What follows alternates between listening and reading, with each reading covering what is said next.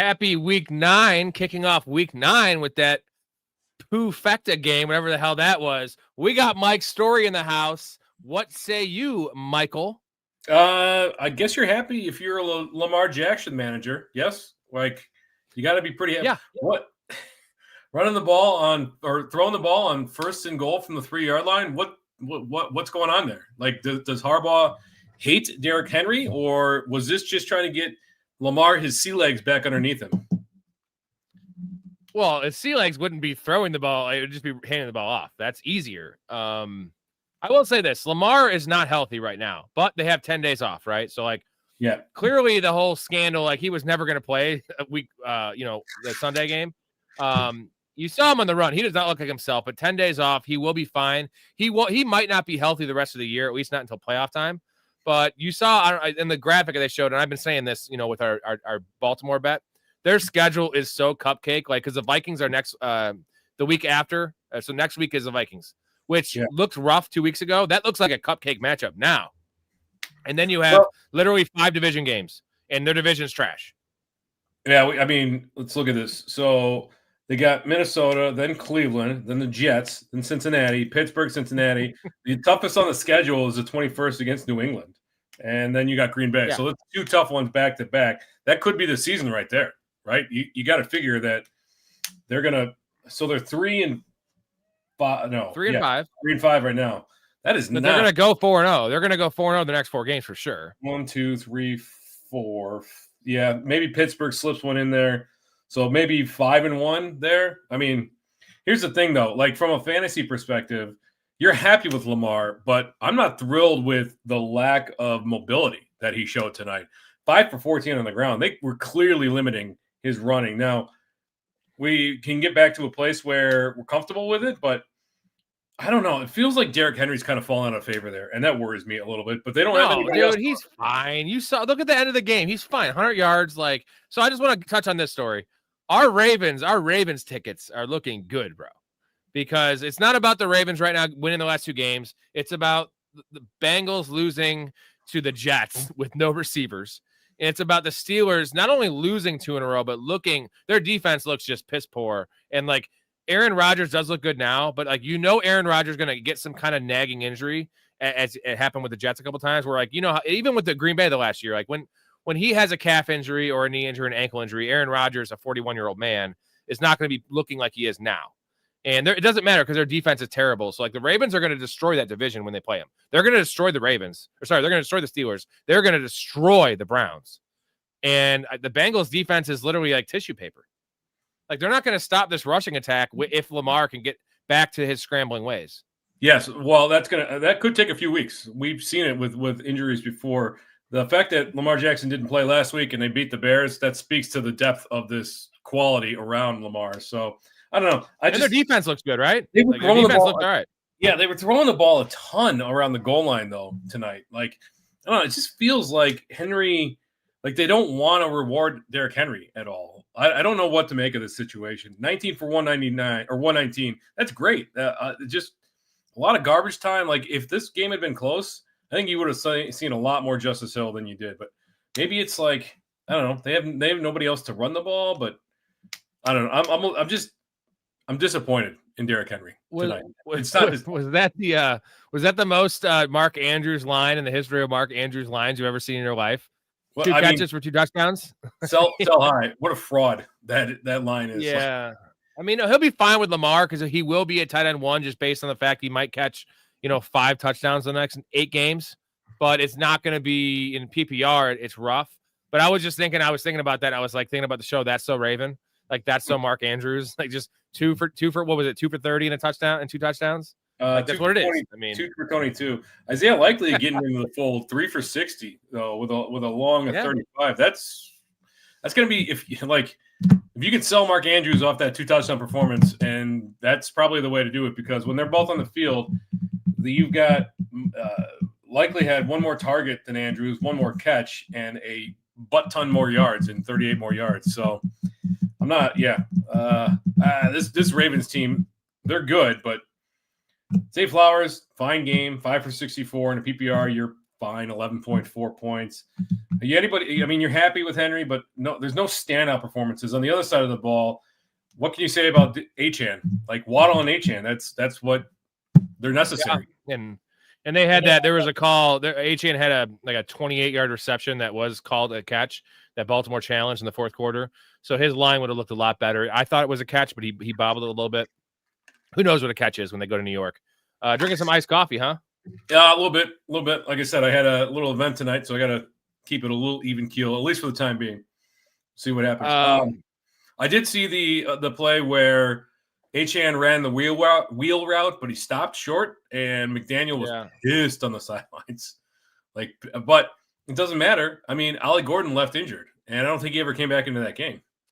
No, so I think Jalen Wright needs to be on people's radar if that's like a season ender, which it doesn't seem like a season ender. But I was sweating out that Derrick Henry bet in the first quarter because they got the ball back with like 2 minutes left there in the first quarter, and he only had 5 rushing yards. And he got it. It was. I knew and then the blowout was a potential where he wouldn't get the 10 yards in the fourth quarter. What I told you, Story, that was a great bet. Plus 150, Derrick Henry to have 10 rushing yards in each quarter.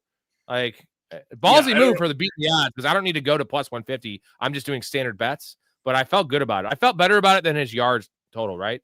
91.5. Yeah, I mean I just don't like. I don't like placing bets off of feel. Like I would need to know how to calculate the true odds of something like that. And I have no idea where to even begin doing that. Like, I don't know any other. Dude, Story. My feel right now is it's like bearskin condoms. You know what I mean? Like, actually, no, it's just like raw dogging. Honestly, what's beyond raw dogging? Is that I don't know, fucking a girl in the ear or something? I don't know. Beyond? Yeah. Is there anything beyond raw dogging? Like, no, I mean that's as unsafe as it gets, right there. There you go. That's pretty funny. Yeah, so that was a good hit, dude. Also, but are you still not tailing NBA Story? Because we went 2-1 again tonight. 2-1. We are 20-4. 20-4. Can you wrap your head around that for even odds bet Story? No, in the history of betting. Let's see. Did you put them up? Was there on? Yeah, you did have it on tonight. Yeah, right. Yeah, you're in the private private Patreon. The Magic blew him out. That was easy. Bane fucking fucked me, but Miles Turner won his 3-point bet in the first quarter. Over 1.5. Do you ladder it up? No, because they only hit 3. I don't ladder NBA. I ladder here and there. Looks like you took Bane's PRA. Where did he end up at? Yeah, 23 or something. It was He shot 0 threes. Desmond Bane, who averages like 8 threes a game attempted in his career, shot 0 threes. Like, what's going on? Either way, whatever. Let's not talk NBA. We got to talk about Tua. And you know what I'm going to do? Everyone, drop your comments and we're going to get to all your questions, comments. We actually have a question for you regarding our league that we can't decide on. So drop all your questions here. We'll get to them shortly. And then we're going to ask you a question first. But I'm going to hit you guys with the intro. And then we're going to talk a little bit about the intro because it's about Tua.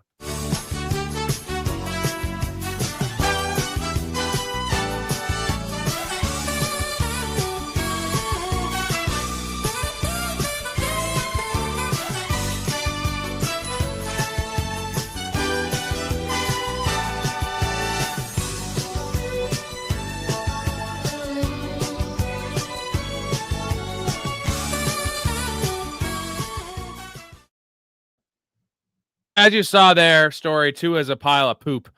It's fucking terrible, and it's getting worse. Like his athleticism is he belongs in a nursing home. He can't move. His arm strength's terrible, and I think were we fooled by this offense 3 years ago when it was just crushing? Because you see some of these throws where he misses and he throws to a spot, right? Because the offense has, it's a weird offense. He throws to a spot like where Josh Allen is like surveying the field, rushing around, like seeing a guy and just boom, hitting him. Like Tua is so timing based, and the timing of this offense is off. And like I've never seen a guy just like throw to a spot and not be a receiver there. Like I know he had a puffed up eye, but like this has been going on for a year and a half now. Like what the fuck is the deal? Like I want to sound like Jerry Seinfeld. What's the deal with Tua? There's a lot wrong with Tua, and I talked about this over the offseason. I thought that McDaniel's shtick had kind of worn thin, and that the league had figured it out. You put 2 high safeties on that, you take away some of the deep. A lot of it is built on timing routes, yes, but it's the wide receiver option where you got the option to streak or the option to in or out. Like there's a lot of that. You put two hype safeties, you force a guy inside. The linebackers are fast enough to cover that. It worked at Alabama. It doesn't work here in the pros. And McDaniels, he's not building around Tua's strength at all. Like there's just nothing there. I'm not convinced that. I don't know why he still has a job. I mean, Tua, like who else who's their backup there? I can't even remember. Zach Wilson and Quinn Ewers. Quinn Ewers sucks ass. He sucks. He's a rookie. He sucks too. Well, I mean, it'd be Zach Wilson. There's a reason that Quinn Ewers kept Arch Manning off the field, and it's not because Quinn Ewers is that good. It's because Arch Manning kind of sucks too. It's Zach Wilson. Zach Wilson would be the player there because we've seen Zach Wilson be, I mean, bad, but at least like he has a big arm. He's athletic. Like he's better than Tua. I'm telling you, I think he's better than Tua right now. And I'm not talking about in terms of fucking MILFs, which we know Zach Wilson is amazing at fucking MILFs. He's the MILF hunter.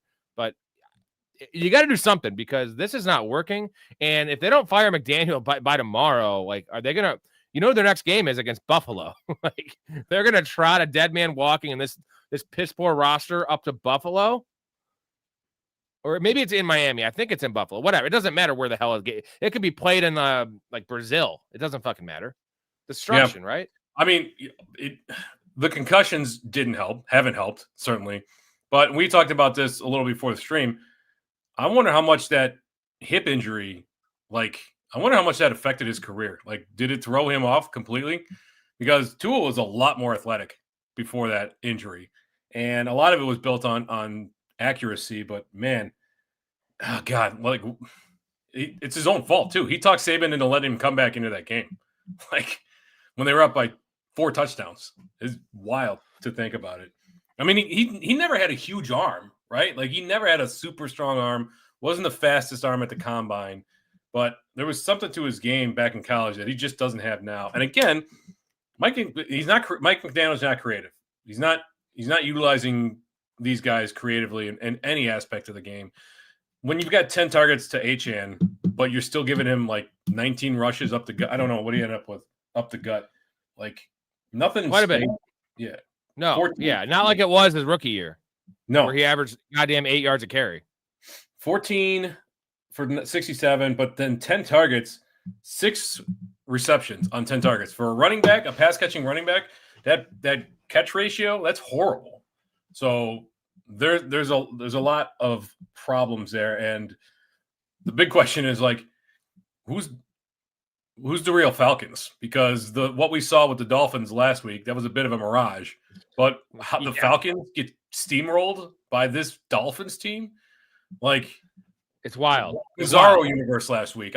This is why the NFL. I think the Falcons come out and possibly beat the Patriots this week. That's my hot take, if that's a hot take. But it's the NFL, like you said. And would it surprise you? The Falcons are the most like Jekyll and Hyde team in the league, and they do have playmakers. Their defense is opportunistic. They have a good pass rush. Drake May is prone to fumbling. I got to get to something here real quick that I think you're going to have a good laugh at. So I'm in an ESPN league with like 3 people I know. It's like Sean Gocher. It's his buddy. It's the league he was in. Remember, I think you might have been in the league, the Circus. That folded, and then they went to his buddy Jose, started another league, and I know like 2 or 3 people, like barely, right? So that's the team I sent you that has a stacked ass team. Listen to this team, and I give you this trade offer. I've been texting this guy for like 3 days about this trade. So I have Jalen Hurts. My running backs are Charbonnet, Genty, and I have Tony Pollard. So I have weak running backs, full PPR. You could start 2 flexes. So you can start 4 receivers. I have Pickens, JSN, Nico Collins, Rashee Rice, and Chris Olave. So like Chris Olave is on my bench. It's like the greatest receiver room in the history of the world, like ever. I have Tucker Kraft, of course.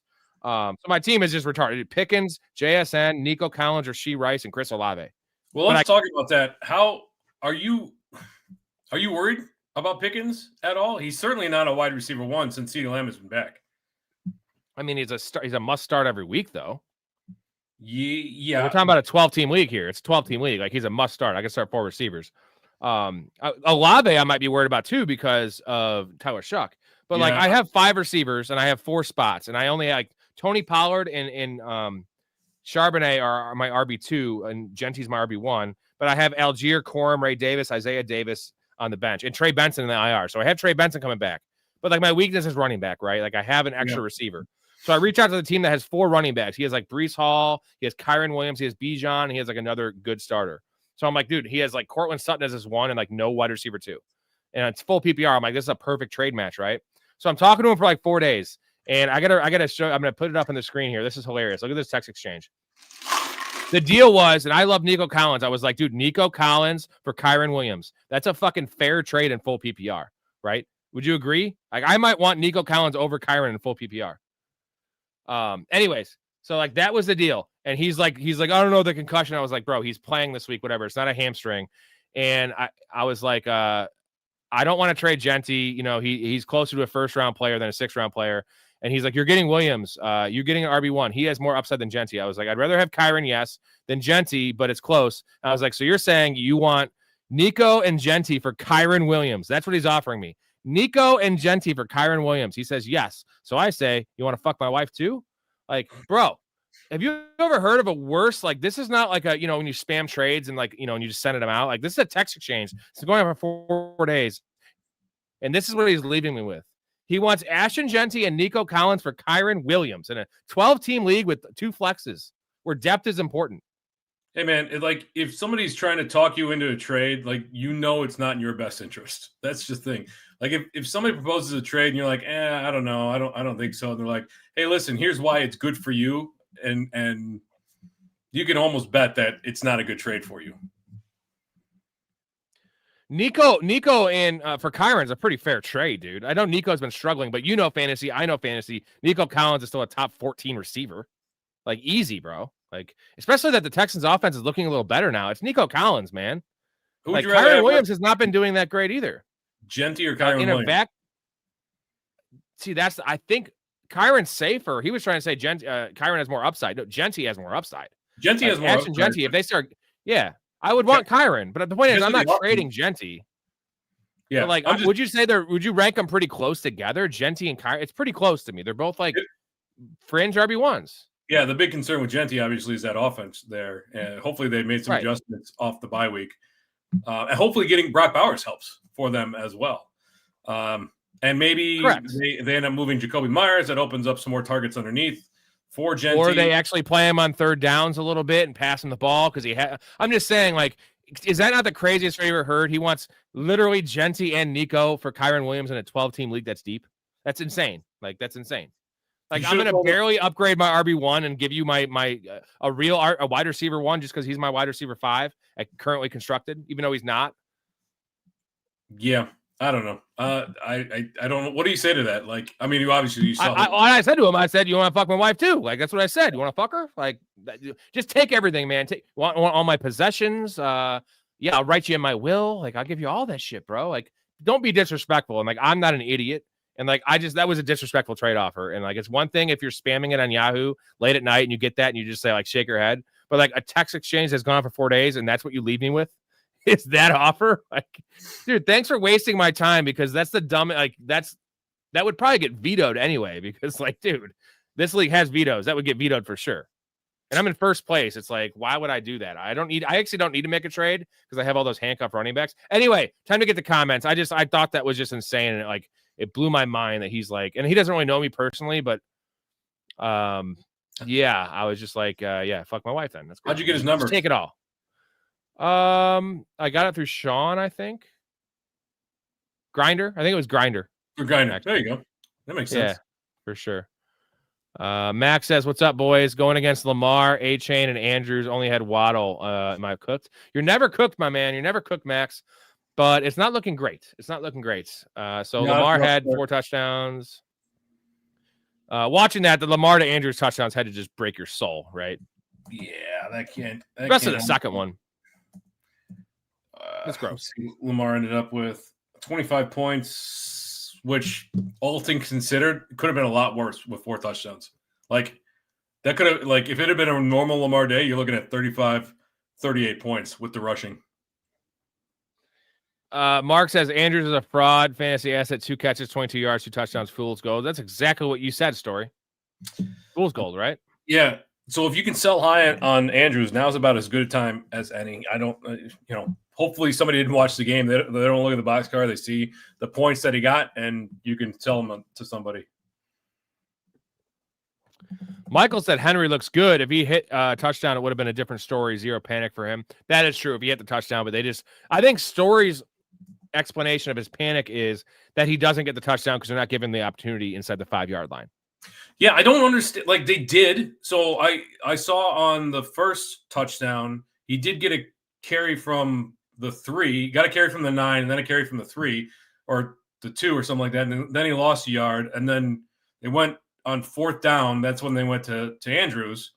But when they got inside the 5-yard line again, they just started throwing the ball constantly. And it's been like that off and on this year, where you've had games where Henry's been the complete goal line guy, and then you've had it where it's just he's not even on the field. It's Justice Hill inside the 5. So, yeah, if you had a touchdown, it's a much different day altogether. But why is he not getting the ball? Why are they not just giving it to him 3 straight runs? Harbaugh getting cute? Harbaugh, like I said, is he trying to get Lamar back in the saddle, just trying to get the passing game? I think that was it. A little confidence boost. Brick says Bain needs an investigation. That was on me. That was a bad call. I'll tell you why. I was fully anticipating Franz Wagner missing this game. Franz Wagner to miss this game, and he ended up playing. And I still thought it was a fine bet at 28.5 if he played, but he ended up playing. Another 1-4, but it was a back-to-back situation, and he's kind of hurt. Either way, I think he attempted 0 or 1 threes. Desmond Bain, who in a career averages 7 3-pointers a game, that's why he didn't hit the bet, and he got in a little foul trouble too. But either way, whatever. Like, my losses are very, very rare, and they're puzzling. When they lose, they're puzzling. Shaden Sharp yesterday was 4-1. That was the 1 loss. It was puzzling. He got in foul trouble in the first quarter. They played him through it, and then he only played 22 minutes. And like puzzling. That's also the Portland Trailblazers, who are tied to Chauncey Billups. So maybe don't fuck with any Portland players. Wally says, with Swift not practicing today, do you think he plays, or should I pick up Bam Knight or Monangai and start one of them? Who would you rather start? Let's just say, who would you rather start? Let's say Swift is out. You want to start Monangai or Bam Knight, Story? Probably Monangai. Bam Knight is still going to have to deal with. I think Amari DiMarcado is coming back, and he's still going to have to deal with. They're gonna elevate somebody. The Cardinals. Michael Carter. Yeah. So and they should be able to move the ball through the air. So I would go with Monangai. Roshan Johnson is a non-factor this year. And I don't mind Bam Knight just because of the matchup, and I do feel like he's going to be getting the lion's share of the work there, but there's question marks, right? We don't know. Like, they've been doing wacky shit all year. It was supposed to be the first week. It was supposed to be DiMarcado, and Michael Carter comes out and takes 70% of the snaps. Monangai, if there's no Swift, is going to get more than Swift would get in a normal week with Monangai being there, right? He's going to get 70%. I doubt they would go to Roshan. They don't like Roshan, and you called that one in the preseason, buddy. Yeah, I knew they didn't like him there. I thought he was a cut candidate, to be honest. But Monangai, what do you think? Hold on. What do you think the chances that Swift plays? What do you think it is? Because he's missed 2 in a row. It's a groin. Today, like, it's 50%. It's a true 50-50 at this point. That sucks. We've seen guys sit. Tomorrow's injury report is going to be really telling, but I think Monangai slips into the mid-range RB2 ranks, probably around that 20, RB20, maybe 21, somewhere in that range. One more question for you. And again, this is why this show is goated, and you all know it is, because this is I'm going so many levels in this question, because that's what we do here, because we like talking through these things. We're not going to give you a yes or no answer, which most shows would do. Let's just say Swift plays, but it's like ominous, right? Like he's gonna suit up, but it's gonna be like touch and go depending on how he feels, where it's like it could be a true 50-50, right? With Monangai. Would you just play Bam Knight? Yeah, in that case, if Swift is limited tomorrow, limited on Saturday, but he's going to play, and he goes into the weekend questionable, but he's active. Now, it's a little different, though, with running backs. Oftentimes, you'll see guys coming in questionable, and they'll still get their full workload. Whereas with wide receivers, you'll see a guy come in questionable, and he might play more decoy snaps than he does usually.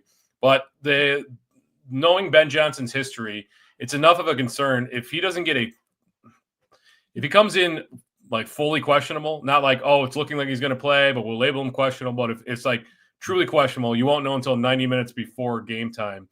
Then I'm just pivoting completely, and I'm just going to go with Bam Knight. This is why we get so behind in the chat, but I'm also very proud of myself for all those follow-up questions. You see how I create these things, Story, that just one question, I give you 3 different avenues, and we talk this out, and we learn about fantasy together. Yeah, what people don't know, it's all scripted, though. We've scripted this entire. Yeah. These are all bots. These are all our employees that give us these questions. We have all scripted. No, this show's not scripted at all, baby. Me and Story are the goats, especially Story. I'm just a drunk clown that has the avenue to talk this out. You know what I mean? And again, I'm only talking to my bots and my friends here. Michael says Tua is ass, but it's not completely all his fault, but he's still ass. I'm going to switch it around. As much as I said Tua's ass, I think it is his fault, all of his fault, because you saw that shot of McDaniels. I know you were at a meeting story, but a shot of McDaniels just shaking his head with some of Tua's throws, where it's like maybe McDaniels is actually a really good play caller, and like the decline of Tua is so bad that like he just can't do anything with this guy because he is literally the least athletic quarterback in the world. He has a noodle ass arm and he can't process. That's 3 really bad things. And what do you do with that? How can you even scheme up an offense?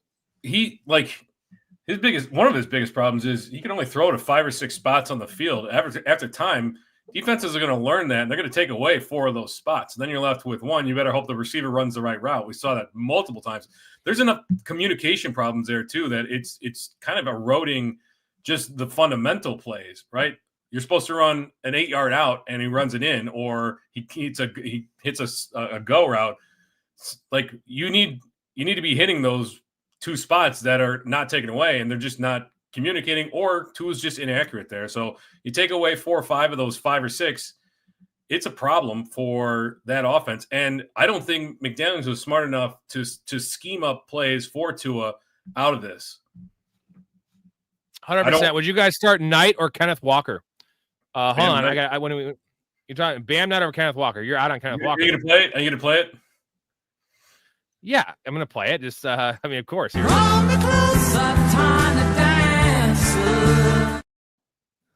gotta do it. I mean, I'm literally like I'm inclined to play it. I'm contractually obligated to play it. Story from Elton John. He that's where my revenue is coming from. Is Elton John? He's like, this is a good pub for me, man. Wait, do you have to pay Elton John? Or no, I just enough that you don't hit the royalties. I clipped it and I clipped it halfway through. So you got to clip it after 2 seconds. Like there's ways to go about it. And, with all the editing I did in the long form pods, I found out how to do it. And like, it's every 2 or 3 seconds. You just take off like a 1/10 of a second to where it's not that noticeable when you listen to it, but also like it's all AI. So they catch this shit for the copyright. It's really wacky. It's stupid, but Elton John doesn't need any more money. That'd be like Lance Armstrong, how he came after those guys that said he did steroids, all the poor people, and he sued them to take like their houses. Like he took like a trailer park from some fucking homeless dude, essentially, and he's like, you lied, even though they told the truth because Lance Armstrong did do steroids. Fuck you, Lance Armstrong. We fucking hate you. Yeah, he's a piece of what a prick. What a prick.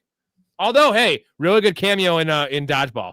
All right, let's shout out that was a good cameo. Yeah, Peter, when I had brains, ball, lung, and heart cancer, whatever he says there. We got CK in the house. I know CK is in another. He lives in Canada, but I know CK is in doing a hockey tournament. He plays hockey because he's a Canadian. That's what they do. Ooh. And he must be tuning in from his hotel room or wherever the hell you're staying. What, they have hotels in Canada? Who knows? See, I know a lot about my listener story. I'm really connecting with these fellas. So I hope you kick ass, Wayne Gretzky. Yeah. Okay. Wait, what part of Canada his ass off. From French Canada, or? Well, now you're calling me out because I don't know that. You're supposed to just leave it at that story. All right. He says freezing my ass off is -5. Let us know, CK. Start putting all the subtitles in French in case he's from Montreal. Yeah. And also age, sex, location, and size. I'm adding size in there. You ever seen the movie Canadian Bacon? No. With John Candy? I figured that's John Candy. It just sounds like a John Candy movie, doesn't it? Yeah, go watch it when you get a chance. I will. Tua is a system quarterback. If the system fails, Tua fails. I want to see him in a better system. No, I mean, he is a system quarterback, but he's a bad system quarterback, and like everyone's better than Tua. Like everyone's better than Tua. Would you rather have Geno Smith right now or Tua? Geno. At least Geno. That's what I'm saying. What the fuck? Geno's playing. At least Geno can move. I know, but at least Geno can move. Like that's it. He can move, and he has a strong enough arm. He's bad, but oh wow, excuse me. Let's see. Why do I still pick any Dolphins up? Well, their target tree and their volume tree is pretty narrow. So that's the nice thing there is Jalen Waddle's fine. A-Chain's awesome in PPR. He still gets 6 catches a game. Like, we love that. And he's explosive. Yeah, now's a good time to sell Waddle. I don't know what Darren Waller's injury is, what that kind of targets they're going to take away from him, but it's a pretty narrow target tree there. So once Tyreek went out, I changed my tune on Waddle. I didn't want anything to do with the Dolphins at the beginning of the year. Rob can attest to that. I didn't want anything to do with them outside of Achane. Achane is a wonderful asset in fantasy. Hopefully, fingers crossed, he stays healthy. He's a smaller back. Waddle right now, he is the primary target getter. You can spot start Malik Washington. You can hopefully Waller comes back healthy, but that poor guy, God, he can't stay healthy. Right now, it's two guys you can start on that team. That's it. I don't know. If you have Ollie Gordon in a 12-team league with this injury, I'd probably drop him for if Ray Davis is sitting out there or if Brian Robinson is sitting out there. Now's a good time because nobody's picking him up, especially after this injury. So, in fact, I have him on a team. I'm probably going to do that. Remind me to do that later tonight before I forget. I'll remind you. Jay is in the chat. He says, nice picks again. We are crushing right now. 20-4 in the NBA. 37-19. 30, it's something like that. It's really high in the NFL. We are making money, baby, right now. I got to shout out the Patreon guys because Jay is a Patreon dude.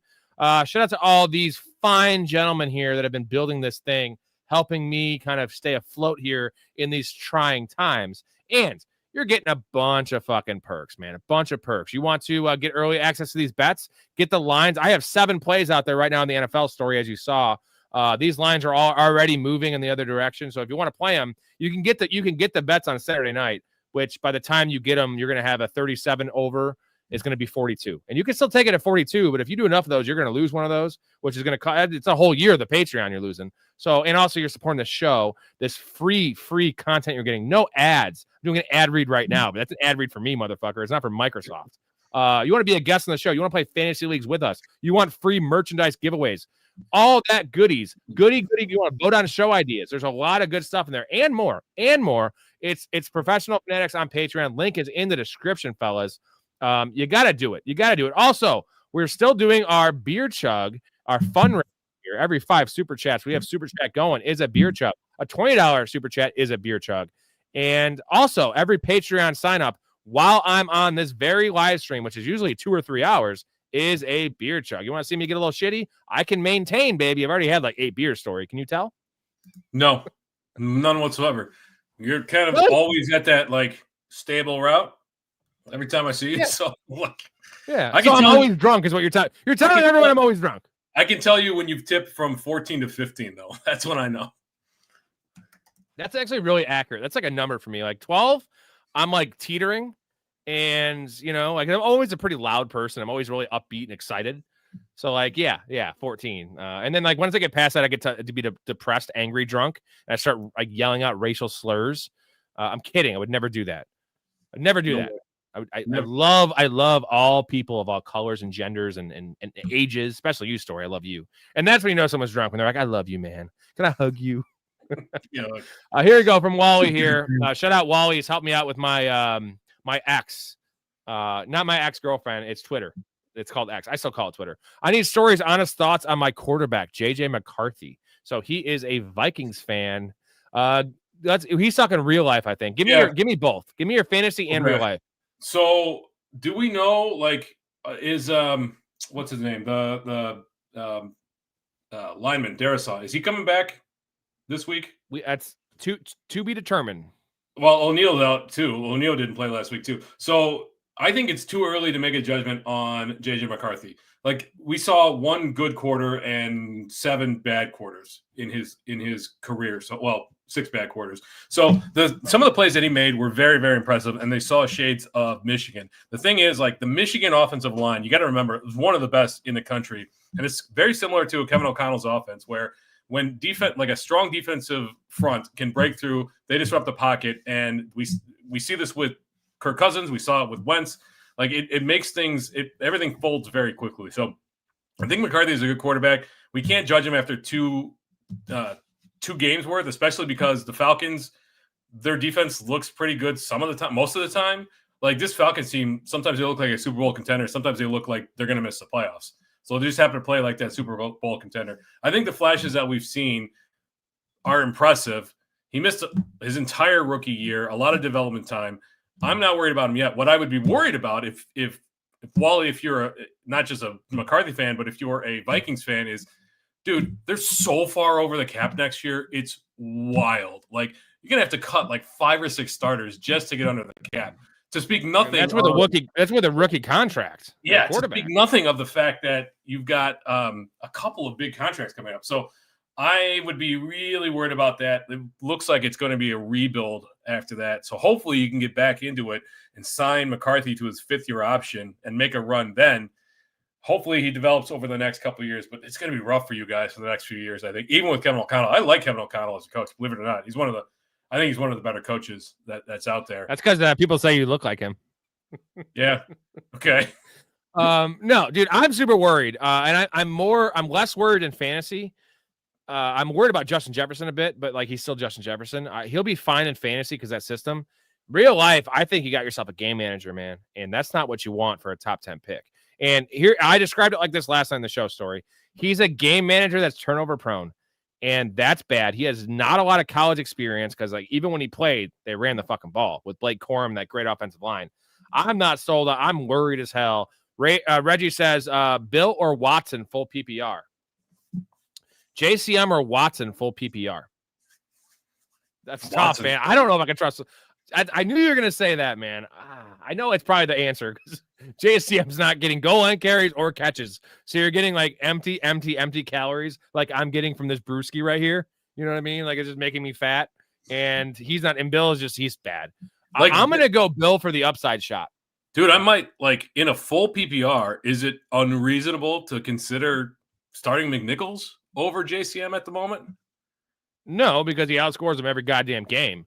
We got J-Bob in the house. This is for you, Story. Thank you, J-Bob, for the super. Who is LSU hiring? So they just fired the AD there. And that threw a whole wrench in the works. So you heard Matt Rule re-signed or extended with Nebraska. So the next there was talk about what's his name? Ed Orgeron possibly coming back. There's a lot of names that are being thrown around right now. But once they fired Ed Woodward, or not Ed Woodward, what's his name? Scott Woodward there? The AD, who's the AD of LSU? I have no fucking clue. Okay. I'm not a college guy. The fuck? Yeah. I don't know. Ed Orgeron said earlier this week he'd love to come back. I don't think he's really on the market, or I don't think LSU's seriously considering him. So I guess Lane Kiffin's been tossed around as a name. There's a lot of big name coaching gigs up right now. I'd say LSU is probably the biggest. It's Scott Woodward. We have a big Ray in the chat. Reggie, just so you know, Reggie, no problem for your question, dude. Join. You gotta join. You gotta get in the Discord, Reggie. Get your ass in the Discord 24/7. This chat, these people, me, Story, Ray, my 7 guests, and this awesome chat in the Discord. Get on there. Landon says drop Emmanuel Wilson for Keon Coleman, 14-man full PPR. Well, Story, you know my feelings on one of these men. I actually like both these men. I like a lot of men. But what is your take on this? Are you doing that?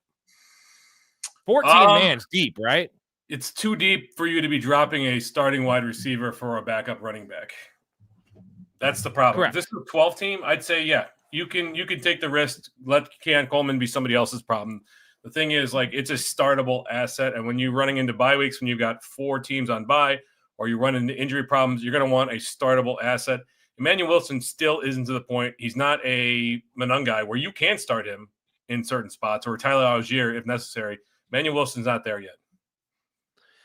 To a pink eye, by the way, Sports Memes channel. He's giving me all of these memes. I couldn't upload that one for some reason. I'll get on the next one.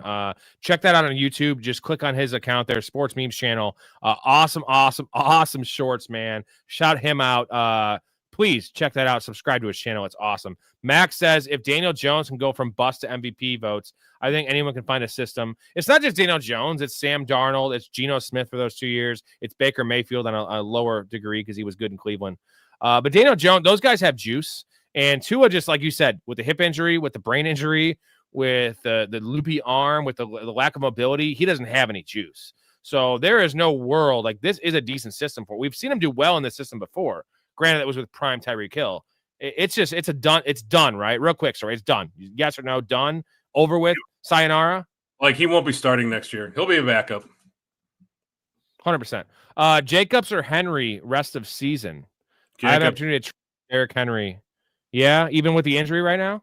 Yeah, the injury, he's been known to be dinged up, and he's almost always played through it. He does miss 2 or 3 games a year, but Derrick Henry doesn't really get hurt all that often. Although I think he did get hurt last year, if I remember correctly. I'd rather have the pass catching potential.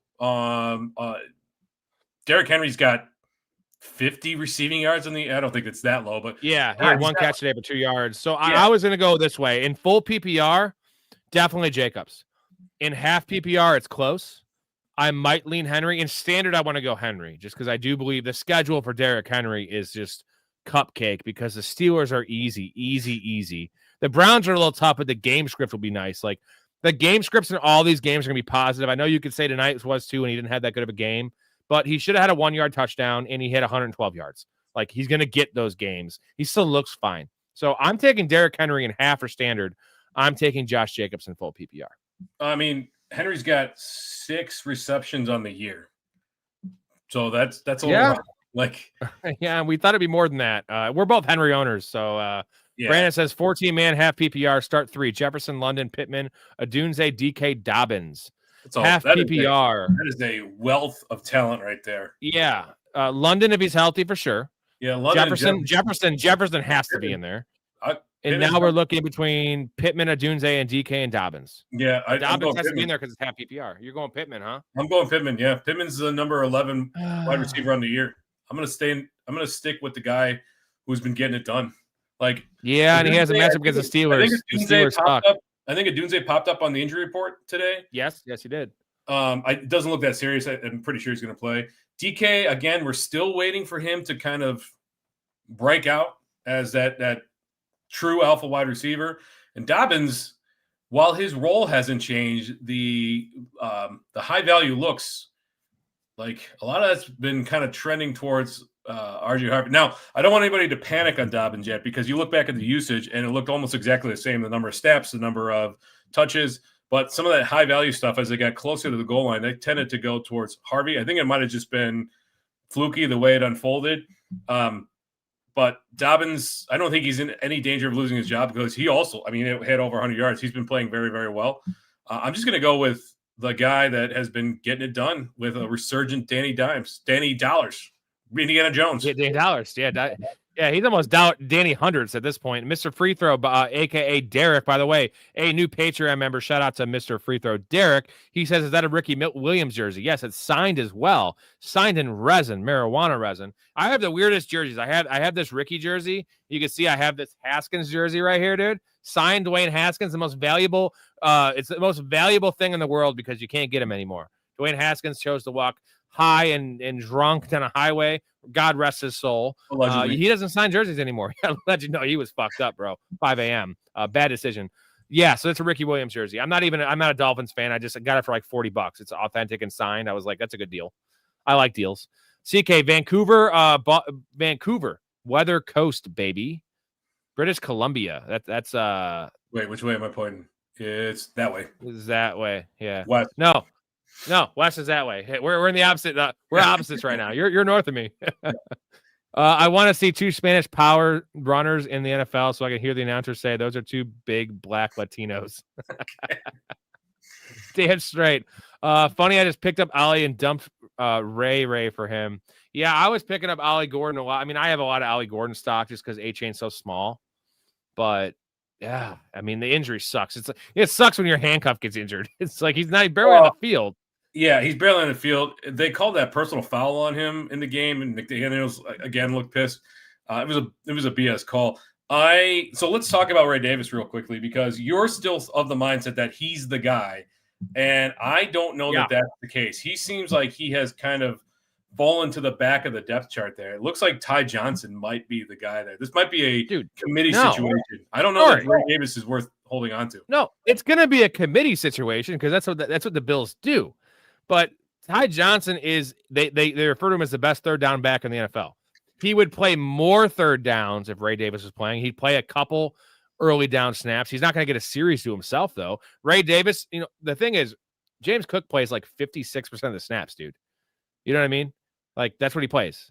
And When he's in the game, they give him the ball. Now, Ray Davis will probably get less volume on those snaps when he's in the game, but he's going to play 60%, 50%. He'd probably 60%. They're not going to go 50-50 split. And we saw the 2 games. It was 2 games last year where Ray Davis started over James Cook, or when James Cook was hurt, right?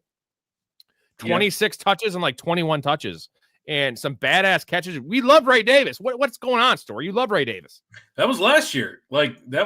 Oh, he's worse now as a second-year player? I don't think he's worth it. I think, let's look at the usage, and I don't know that he's worth holding on to. If there's other high, he's just a handcuff. He's just a handcuff. Oh, I just mean like other handcuffs. Him or Brian Robinson right now. Oh, Brian Robinson for sure. We're talking about Ollie Gordon, though. We're talking about Ollie Gordon and like Isaiah Davis. Well, I'd rather.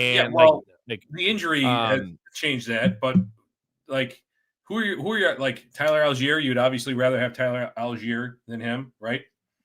Yeah. And now you have like Monungai, guys like that. Like I know Monungai because Swift is already banged up, but like I want Ray Davis. If Swift is totally healthy, I want Ray Davis. Not talking about playability because Monungai is more playable right now. For a strict handcuff for a league winner, Ray Davis over Monungai all fucking day and twice on Sunday, dude. Like it's Ray. He's on the Bills. It's Ray Davis. He's a bowling ball that can catch passes. Give me that dude all day. I'm not dropping him. I have him in like 14 leagues, and when and if James Cook gets hurt, I'm not the counselor. I'm not going to celebrate Cook's injury because I have Cook in a few spots. I love James Cook. Well, my dick's going to be out.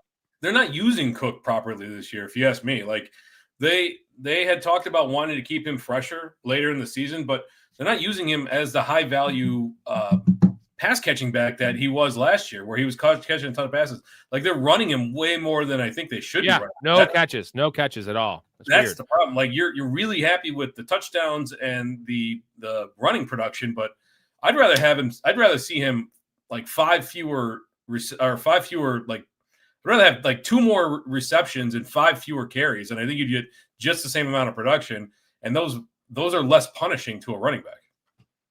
Sven says, full PPR, would you trade away Gatson and Harvey for Chase Brown?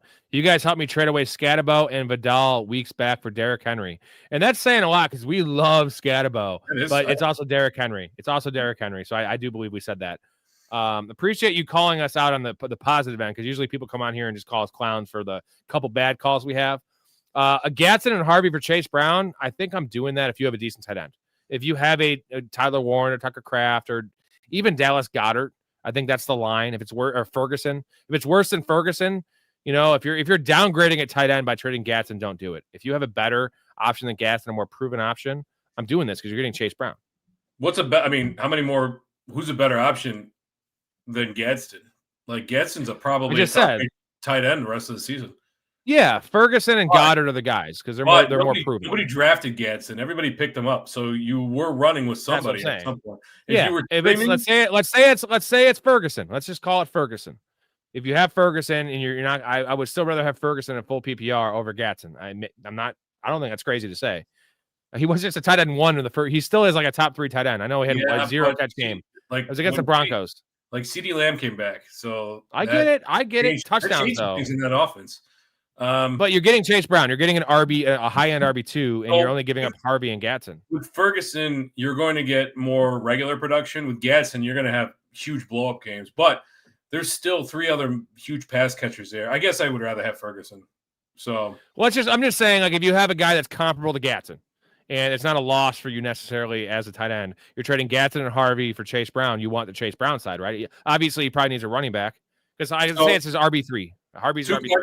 For Sven, who is your other tight end? And then also, are you? Oh, he said it right here. He is McBride. Oh, Gatson was a waiver pickup. That's easy. Yeah. Goodbye. My other question was going to be: Are you an animated reindeer? Heyo. I need to look down. Sometimes I need to look down in the chat. I get too focused on the question. Ray says, "What's up, beautiful people?" Ray's here. Welcome, Ray. We love you, Reggie. No problem, Reggie. Check out the. You got to get in the Discord, Reggie. We want you in there. We want good people in there. What's going on, Mark? Yo, J Bob and Ray. We got the crew in here. A big crew in here. Mark says, "Start 3 full PPR." Kareem Hunt, Keon Coleman, Charbonnet, or Quentin Johnston. Full PPR, mind you. Hunt. Full PPR. Oh man. Okay, so Hunt's easy. That even though he doesn't catch a ton of passes, there. Yeah, Hunt's there. Yeah, Hunt's easy. Coleman, Sharp, QJ. I'm probably going to go Sharp because of the touchdown equity, even though it's still full PPR. And It's tough. Yeah, that one's tough. I bet on both these guys this week, so I'm thinking they're both going to have decent games. It's not a big game because their numbers so low. I'm kind of feeling a little bounce back game for QJ. I'd probably go QJ against the Titans for sure. Yeah, you hate Keon Coleman, bro. I don't hate him. I just like everything about him. Does that make me a hater? Yeah, you hate him. You hate him. Rob loves many men. Many men. Wish they love me now. You don't cry no more. That's 50 Cent, baby. The man got shot. You hear the man got shot 9 times? Got shot 9 times. DB, guys, join the Discord. Whoever's been joining the show, got to support. Everyone is great in the Discord, and we're all on here to help each other.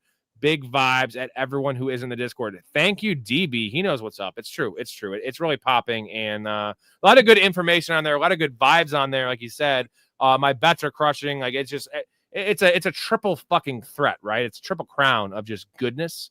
It's a good fantasy chat, and there's 58 people in there right now. It's getting a little crowded, but who cares, right? I've been doing an orgy before. I know what crowded is. I don't mind. 58-person orgy? No, there was like 19 people. Did you ever watch the short-lived comedy on Showtime? Not Showtime. Stars called Party Down? I'm aware of it, but I did not watch it. No. It had Adam Scott, Lizzie Kaplan, Rob Marino.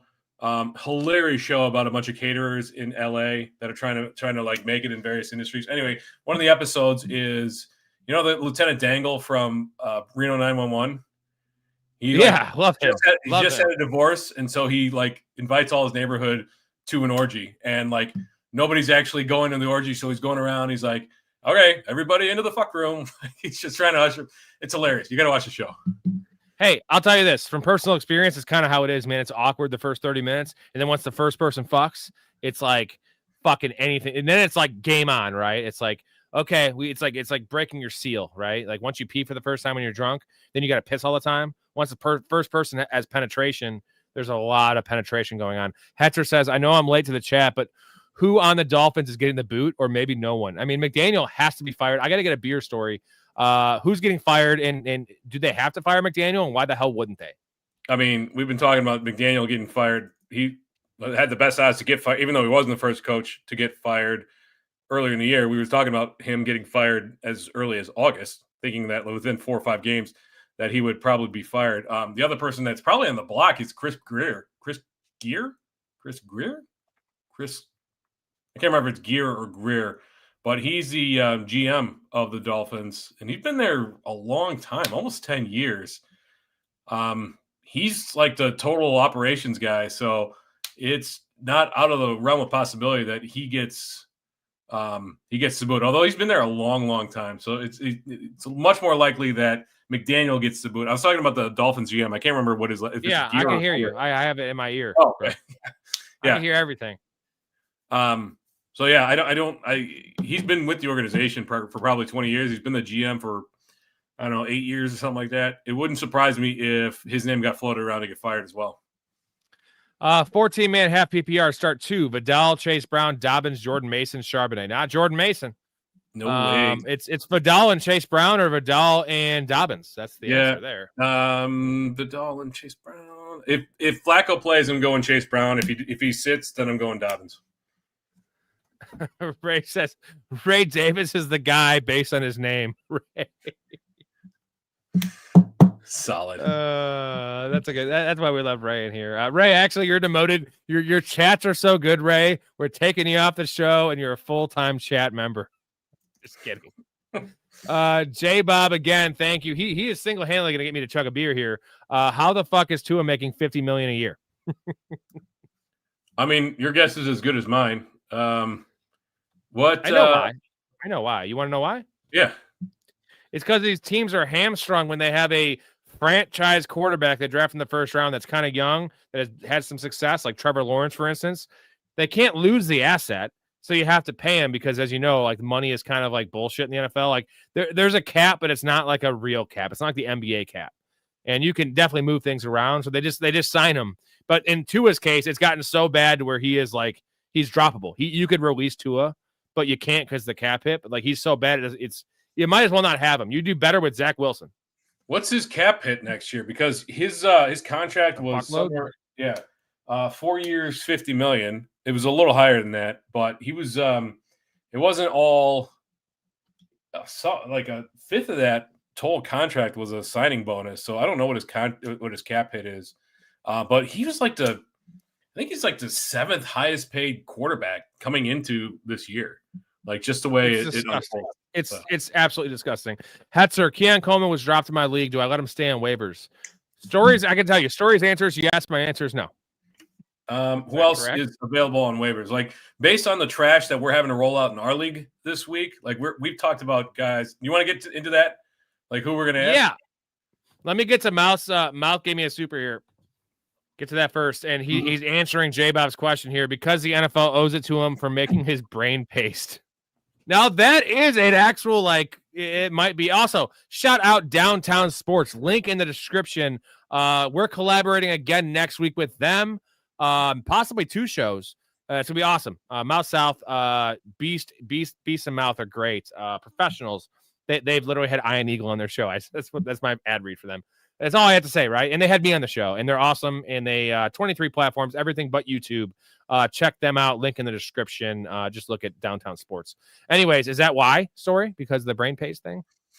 Probably not. I mean, it's hilarious to think. It's not hilarious. This is a man's health and well-being. It's pretty funny. It's pretty fucking funny, bro. But it is amusing to think about. But the NFL, like, frankly, the NFL just doesn't care. They don't care.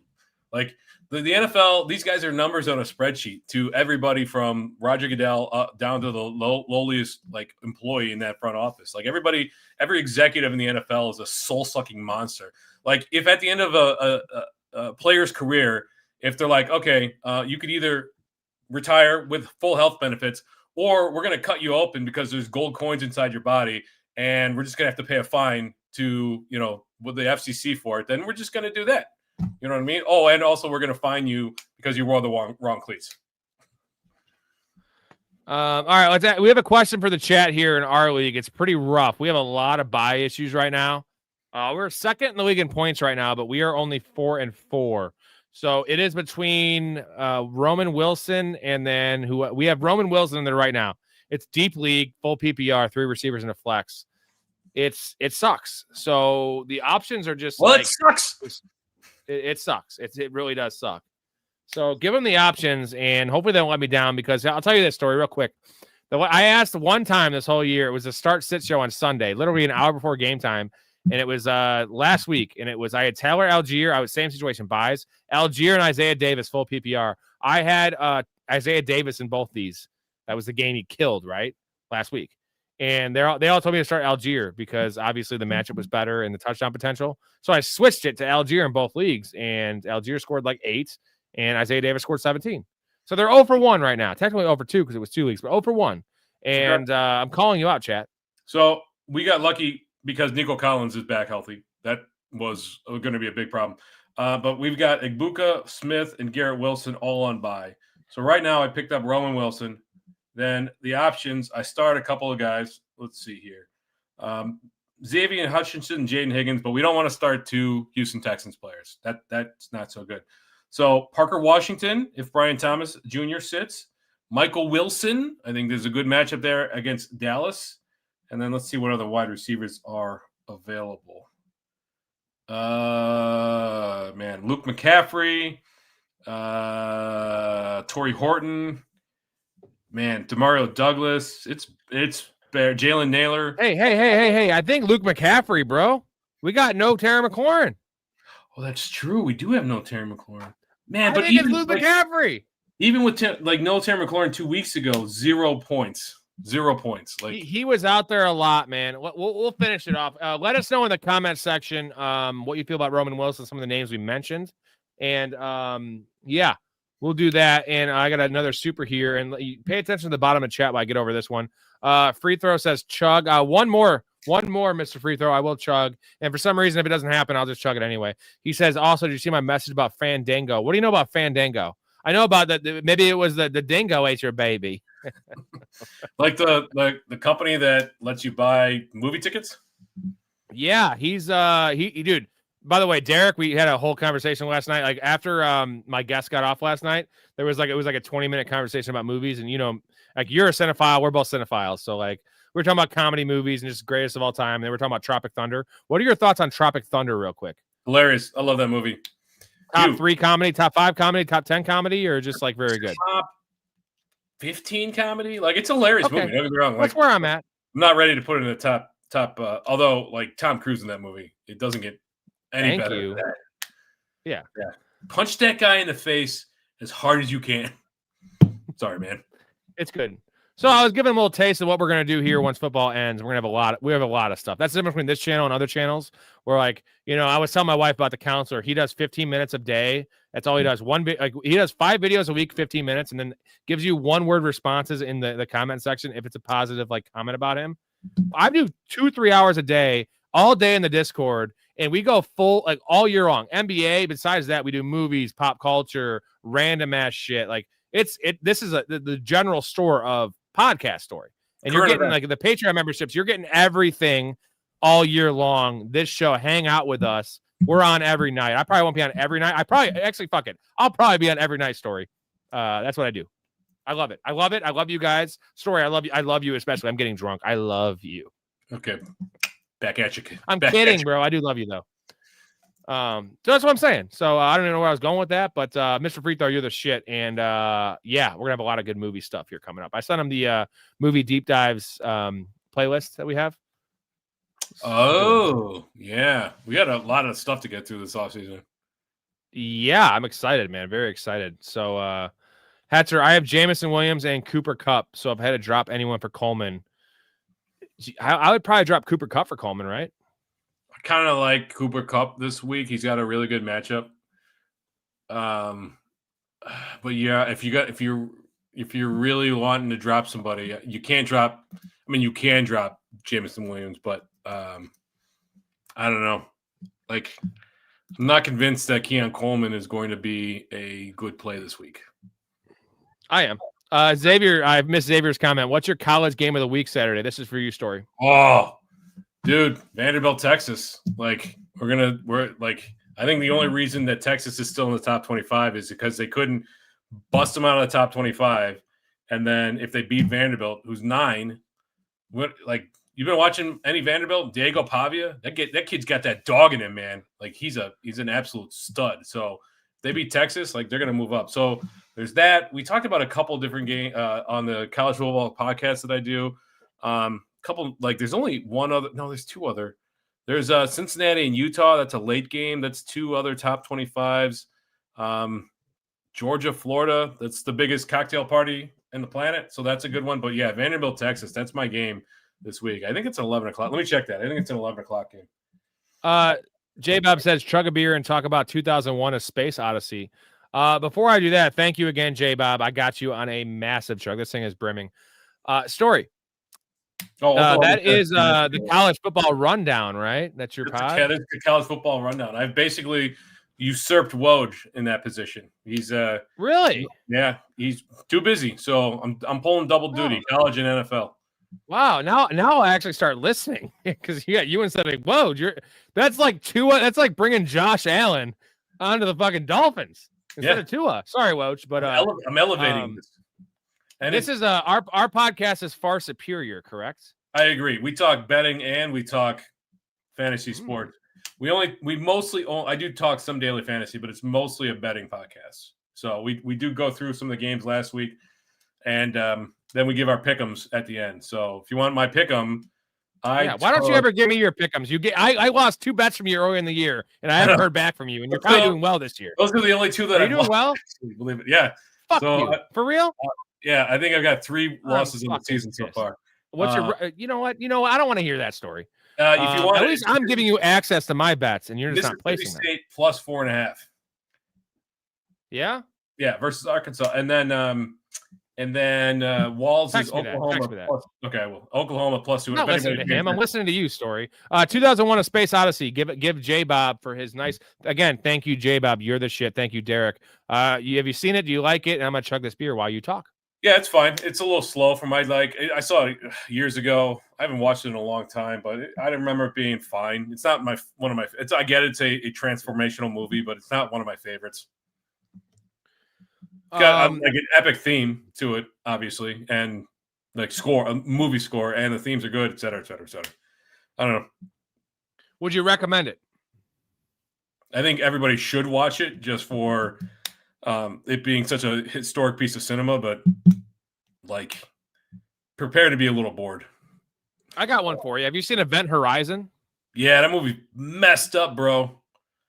Is that better than 2001 in your mind? I think so, yes. I think that movie, if you want some sci-fi epic stuff, look at Event Horizon and go watch Sunshine.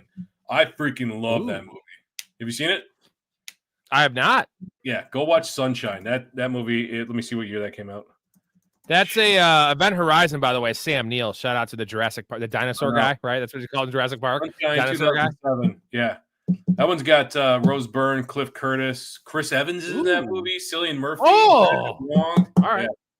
It's awesome. I like Rose Byrne.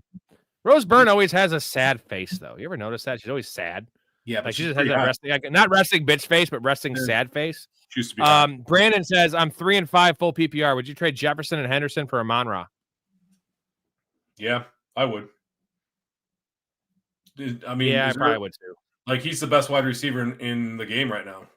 Probably the most consistent.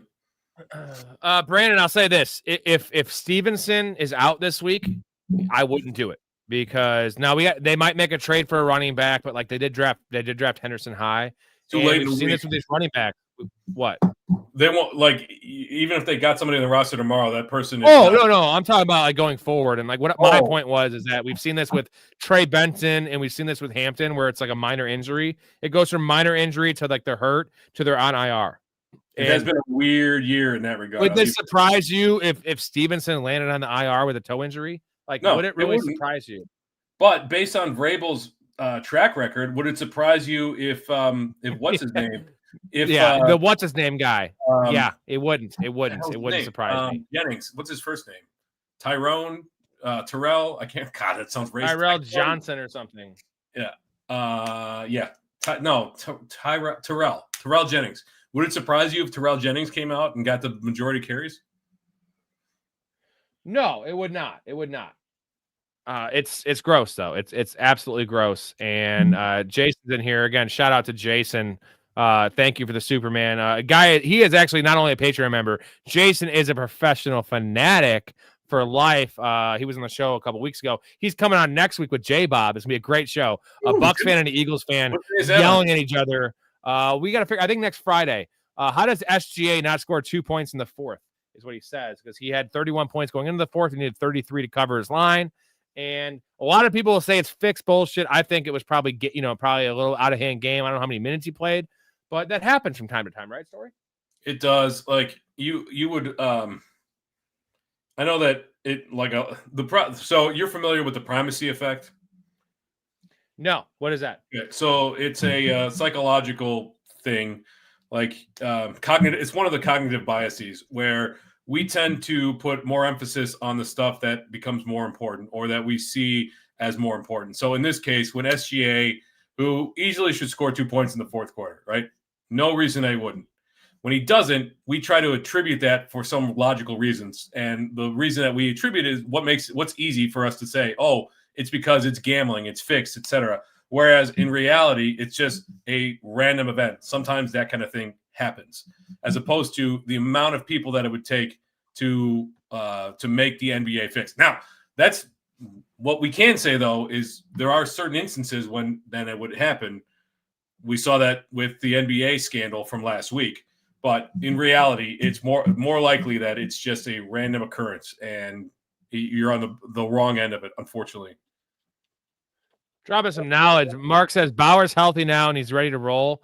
Do Raiders run the offense through him? Now, do we see a ramp up? Thoughts? You have to start him. If you have him, you have to start him unless you have like Tucker Kraft, for instance. I would start Brock Bowers over Gatson, correct? Yeah, I would.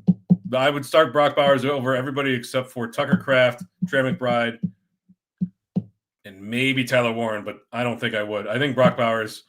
Over Tyler Warren. I think that's going to. I do agree. I think the offense is going to run through him. I think it's going to run through Genty, but involved in that is some awesome play action passes to Brock Bowers. Ray says, fuck Coleman. Yeah, okay. Yeah, I love Coleman. I'm not going to read your comment, Ray. I love you. Hetzer, I have Junkins, Warren, Pollard, Spears, Woody. That was not a good comment for us. Sorry, I'm trying to get back to where we're at here. I'm sure Amon-Ra is goated S tier, but the OC of the Lions talked about Jameson Williams getting more involved. Did you read that story about he said he failed Jameson Williams? And I was really tempted to bet on Jameson Williams this week. I thought his yardage number would be where I got, you saw my two. I had Keon Coleman and Quentin Johnson at like 35 yards, 37 yards. Mm-hmm. I thought that was where Jameson Williams would be like 40. He's at 46 yards. So like I should probably still take that bet because I like the bet against the Vikings. But you see the comment about what the OC said, and do you believe in a resurgence or at least a regression to the mean of Jameson Williams this year? I didn't see that blurb.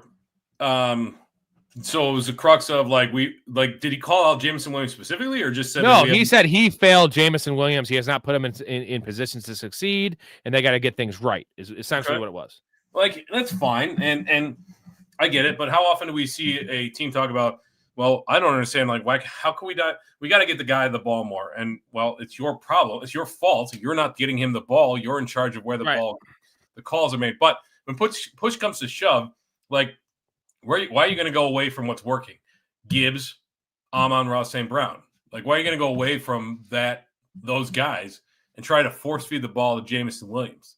I don't know. It doesn't make sense to me. I don't think Dan Campbell cares about getting people involved. Like they're still winning easily without Jameson Williams. So what's the point of changing things up now?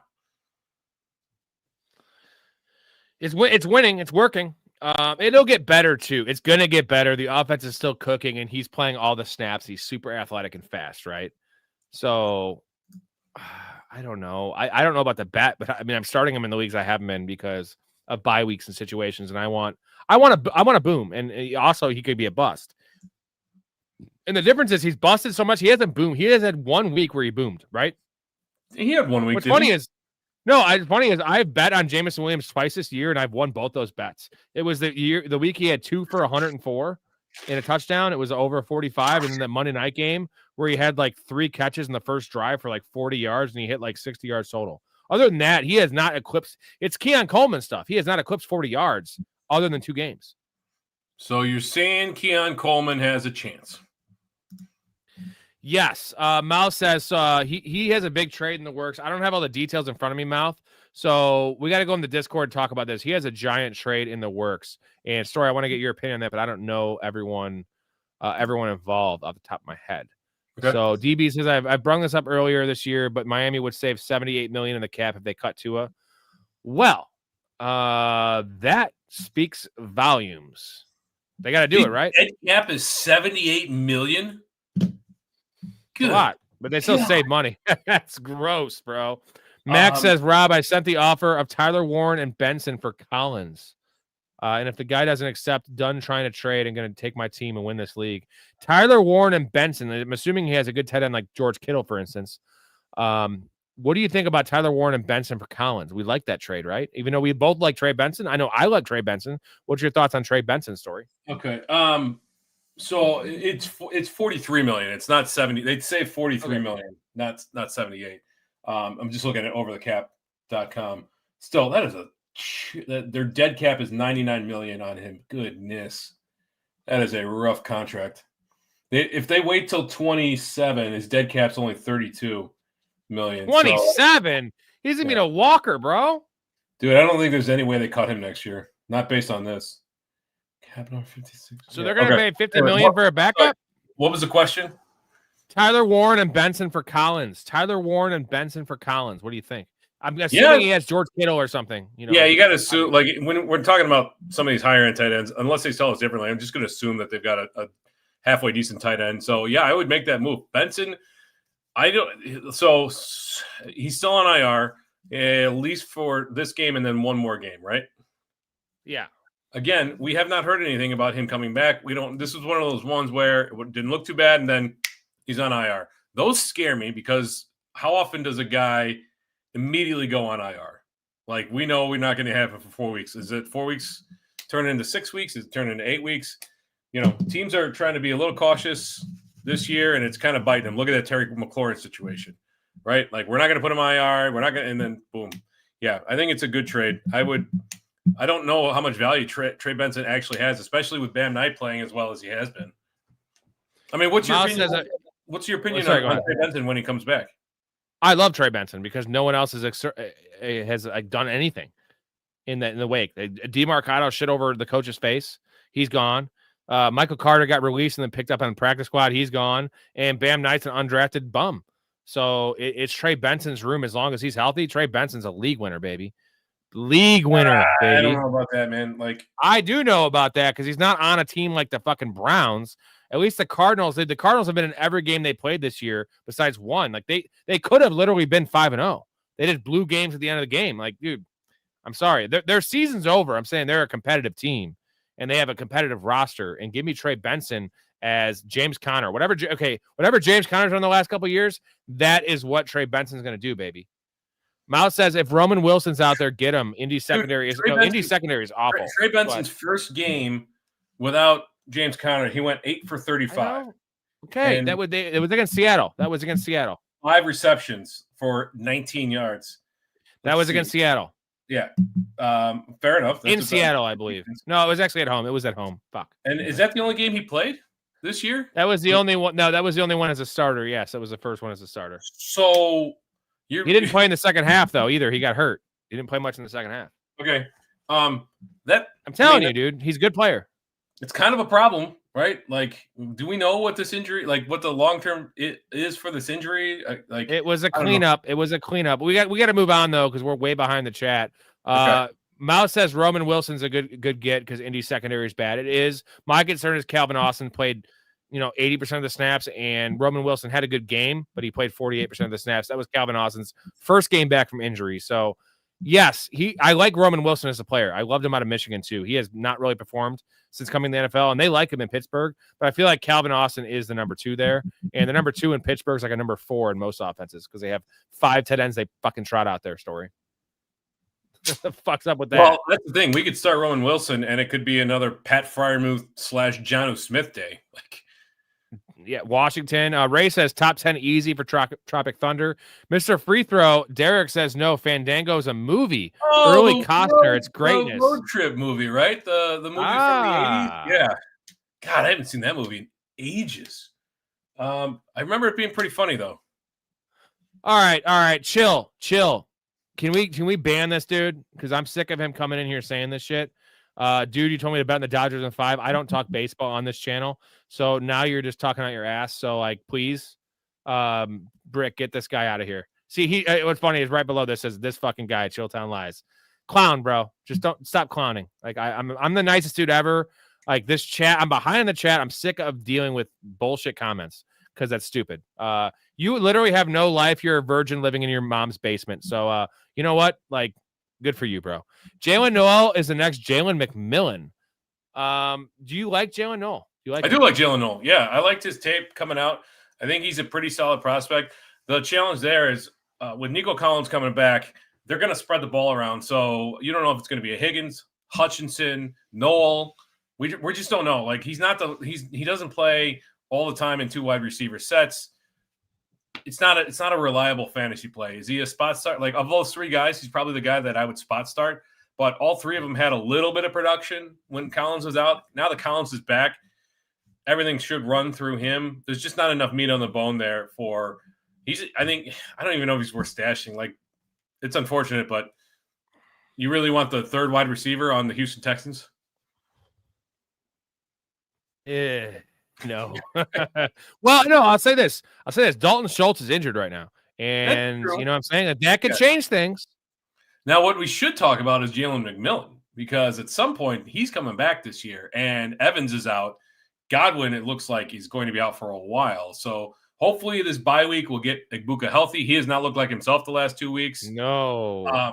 And the other guys, Cam Johnson, Tez Johnson, they're rotational players, and nothing is going to keep them on the field. McMillan, if you got an IR spot, might not be a bad idea to throw him in there for now. That's a good call, man, because it's supposed to be what they said, week 11, week 12, right? Yeah. So it's coming up. Which is right around the corner. It's right around the corner, baby. I'm in. Like if reports come out that because he had a neck injury, so if he gets any kind of setback, forget about it, because then you're not going to get him till the fantasy playoffs. You're not starting him in the playoffs. Someone dropped Quentin Johnson. Should I pick him up? I think the last few games has been upsetting for him. Been bad for him. Pick up for sure, right? Yeah. Like he has turned back into a low-end wide receiver 3 boom or bust play, very similar to a Jameson Williams. So just be aware of that. Keenan Allen has out-targeted him, but Keenan Allen's looked also pretty dusty recently. So you could have some good games. Gadsden hadn't come on till late. I don't think you're going to get the steady production that we saw with earlier in the year, but he's worth a roster spot. Bears fan club Story. Who's better, LeBron or Duncan? If you factor in defense and leadership, there's one answer to this question. You're asking the wrong guy. I'm not a basketball guy. Like I don't know. Tim Duncan's a great player, but Tim Duncan's probably the best power forward of all time, but LeBron James is the second best basketball player of all time, hands down. So it's clearly LeBron James. Tim Duncan is in the top 7. I'll say that. Top 7. Okay. Is that fair? Take your word for it. Bears fan, the answer is Tim Duncan. Okay, Ray. All you guys are haters on LeBron, and you're just trolling me. Those are good trolls, though. I'm fine with those trolls because those are conversation trolls. It's not me telling you to bet something I didn't tell you to bet. Yeah. It's like me being like, dude, I told you told me to bet this soccer team. It's like, dude, I've never watched soccer a day in my life. I didn't tell you shit. Griffin says the Lions OC hyped up JMO all offseason.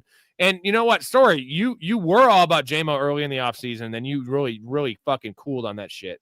Because I do recall we had a conversation. I was looking back at some of our hot takes, which are just gold, by the way, Story. I'm going to clip those and just kind of put them in. Just like, dude, Elijah Tucker Kraft is a top 3 tight end. That's a hot take. Like my reasoning was so money. It actually came out to fruition. But I had George Pickens leading the league in touchdowns out of my 5. George Pickens leading the league in touchdowns for receivers. And then it was Chris Olave, 100 catches. And we were talking about Chris Olave, and I was like, is it crazy to take Chris Olave over JMO? And we both weren't even getting there, even though we were both Chris Olave guys. But now think how crazy it is to say that everyone was taking Jameson Williams 2 or 3 rounds ahead of Chris Olave. Story. What? In full PPR, mind you. You want to hear number 3 for me? Was Drake May has a better sophomore season than Jaden Daniels. Jaden Daniels has been bit by the loss on him, bro. Yeah. CeeDee Lamb and George Pickens both finished as top 10 wide receivers. If CeeDee Lamb hadn't gotten hurt, that one. There's some good ones. Kenneth Walker loses his job as the RB1 in Seattle. I don't know if that's there yet. Yeah, he did. Oh, this one was on the track. Cam Scatterbo will be a top 15 running back. That was on track. Yeah, and he was in my PP of mine, and you had the hot take on him.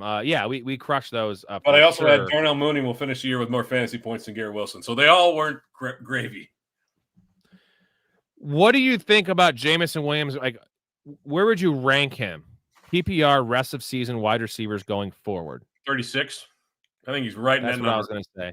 Yeah, that's gross. That's fucking gross. And it's only 36 because you have the allure of a 28-point game, but you also have the turd of a 3-point or sometimes a 0. He can give you a fucking 0 somehow. The Lions can put up 35 real life points and he can get you 2 for 12. In what world? That's the difference between him and Chris Olave, right? Olave's team can lose the game 28-7 and he'll get you fucking 16 PPR points. Yeah. Well, I mean, a lot. It's going so much of it funnels through Jahmyr Gibbs. I mean, they're using David Montgomery even less this year, and Amon-Ra St. Brown. There's not a whole lot, and everything else is ancillary. So JMO might get a couple deep shots. He might get some outs, but Sam Laporta, some days he's going to be great. Some days he's going to be terrible. Isaac Tesla is going to pop his head up every once in a while. They just don't have a need to force the ball. Dan Campbell is a guy who's if this is working, we're not going to switch things up. So you can talk about it all you want, but I don't know. We'll see what happens after the break. Derek says my wife will watch 2001: A Space Odyssey over and over. I think it's ridiculous. Look at how artsy I can get with this movie. You know what movie I really like is The Martian. It's I'm a big Castaway guy, so like Castaway is like my favorite Tom Hanks. It's a great movie. It's a weird movie, and Martian is essentially Castaway on Mars. Same exact premise. What are your thoughts on both those movies, real quick? Castaway's great, but The Martian's better. I love The Martian. Like that movie's Ooh, awesome. okay. That movie's awesome, and I liked it so much that I went out and I borrowed the book from the library and I read the book. And I don't usually read. Yeah, no, because as we know, who reads books? Books are for nerds, so try to avoid them as much as possible. But yeah, I really like that book. Andy Weir's the author's man. Thank you, Mouth. $2 donation. Appreciate you. Trade JMO for New York Giants for picks. New York Giants for picks. Could you imagine? Now that's nice. JMO and Malik Neighbors and Wandale operating underneath. And Theo Johnson as a muscle tight end. How amazing would it be to see the Giants at full strength? That offense at full strength. That with Jackson Dart, yeah. Yeah, with Jackson Dart. But the thing is, the Lions aren't in the business of trading assets, and they did pay him a lot of money, but like the Lions are fine. Like they're a Super Bowl or a bust roster for the next 3 years as constructed. Jared Goff's not old. He's 32, 33. So is that it? Is he older? I don't know. Hang on. He was 2011 draft, I believe. So that would be 14 years. Yeah, you're right. He's only 31. Wow. 31. Yeah, no, 2014 draft. 2014. Okay. Oh, maybe later. I don't even fucking know. I knew his age. I didn't know the draft, but yeah, he's not old. That's why I like that trade. That was the most beneficial trade for both teams because it appears that the Rams were not going to get over the hump with Goff, and they did win the Super Bowl, right? And then they just gave picks, multiple first rounders, and a franchise quarterback to the Lions.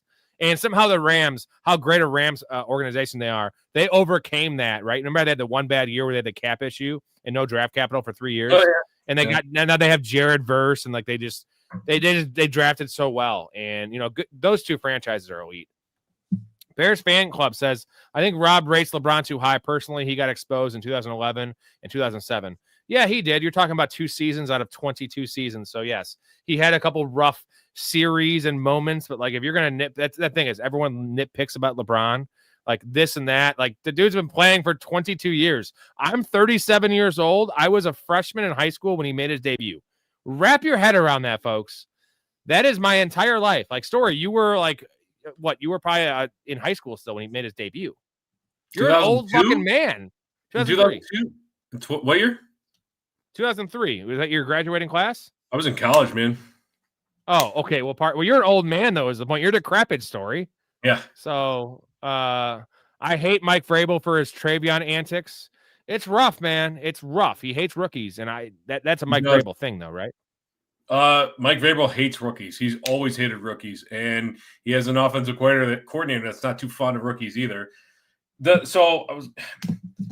Travion Henderson, like what we liked about him coming out, his pass protection, his speed, his ability to catch, they're not utilizing that at all. Now he looks fine in the running game, but he's got to be making mistakes in practice. He's got to be saying the wrong things, doing the wrong things we're not seeing, because otherwise, with how mediocre Stevenson's look for the most part, with the fact that he makes continuous fumbles and he's still getting the ball, the fact that they haven't come out and endorsed Travion in any capacity makes me think that he's just not there as a player where they want him to be on the practice field. So this looks like a season where we have been wanting it to happen, and I wouldn't consider it a sure thing. Even if Stevenson misses this week, which I think he's trending towards not playing, based on that last injury report, I don't know. That one's tough. I still wouldn't start Travion Henderson. If there's no Stevenson, I'm starting Henderson. I don't know. I honestly don't know. Well, there's buys and injuries, man. Like you're gonna have to he's still like a top 24 option because he's gonna get 50% of the snap share. Now that hasn't worked out recently, but Derek says devastated by injuries and buys Michael Wilson or Jalen Carter. He's kind of a Jalen Coker. He's kind of in our situation. It may be Jalen Carter. I guess he might get a pick 6. It's kind of in our situation in our league. It's rough. It's rough out there right now. The streets are rough. Jalen Coker. I think this might be. Is Jalen Coker available in our league? This might be a Jalen Coker week, bro. Doubt it. I'll check, but I doubt it. Yeah, he's not. He's probably not. I think it's Jalen Coker. It's PPR. Jalen Coker. I think if it's half PPR or standard, it's Michael Wilson because he is known to catch some touchdowns, Derek. He is definitely not that? available. I don't know, man. Yeah, it's Jalen Coker. Dude. He's trending up every week. He played 28% of the snaps and he played 50% of the snaps. Maybe he plays 75% of the snaps, Story. Green Bay, though, like their secondary, their secondary's been a little suspect this year. I don't know. Everything is in my body screaming Dallas defense sucks. Like, get as many parts of that like offense as you can. Agreed. And Ray says Rob is a LeBron dick rider through and through. Don't let me make dude. There's zero chance my tight little ass could ride LeBron's dick. That thing's massive. So that's all I got to say about that. But no, I'm a basketball junkie. Okay, I love basketball, and LeBron is just like the highest IQ basketball player with a 6'9", 260-pound frame. So get the fuck out of here with your LeBron hate. Like people saying he's outside the top 10, dude. That's like saying Tom Brady's not a top 4 quarterback. Story. Like you've heard people say that because people hate Tom Brady, right? I've never heard anybody say Brady's not a top 4 quarterback. Well, because you can't say that now, but people, you can see people say that people are better than Brady, which is not possible, right? I've heard people say that Peyton Manning was Joe Montana. Joe Montana. Yep, Joe Montana. Yeah, Andrew come on, bro. No. Gross. That's not true. I'm not saying it's true. I think Tom Brady's the best quarterback of all time. But I've never heard anybody say like lifetime he's not a top 4 quarterback. Ray, he's bringing up MJ. He was drunk and dropped 30 at half. This is not about MJ. MJ is the best player of all time. Jordan's the second best. So, like, take MJ out of the equation. That's all I'm saying. Take it out and then talk to me about Kobe and Magic Johnson and Larry Bird, who played 11 seasons. Yeah, Larry Bird's better than LeBron. He played 11 seasons against fucking plumbers. It's a fact, Kobe. Okay, let's get off this because the Story's not a basketball guy. We're gonna lose Story real fast with this. Eyes are glazing over here. It is. This is, we have all off season to talk basketball. I'll have this debates with you guys all fucking day. I'll talk college. You have Brock Wright and Sam Laporta as dangerous weapons too. Isaac Tesla is a random threat. They have look out for too. Here's the thing: is if you told me Jamison Williams is struggling because Isaac Tesla was playing, 50% of the snaps and having 6 touchdowns or even 80-yard games, that's not the reason. And Laporta's kind of been disappointing too. So it's like there's no reason for it because it's just a running game, right? It's just a running game right now. That's taking away from JMO. Like because they always had it. You're saying is it just a running game? Like they're not utilizing Montgomery as much as they were last year. His snap share is down significantly this year. They're scoring points, Story. They're right on pace with last year's record-breaking numbers, and maybe a little behind it. Wild. And Jamison Williams is just not a necessity. Like I'm disappointed, but again, why would Dan Campbell change things up now?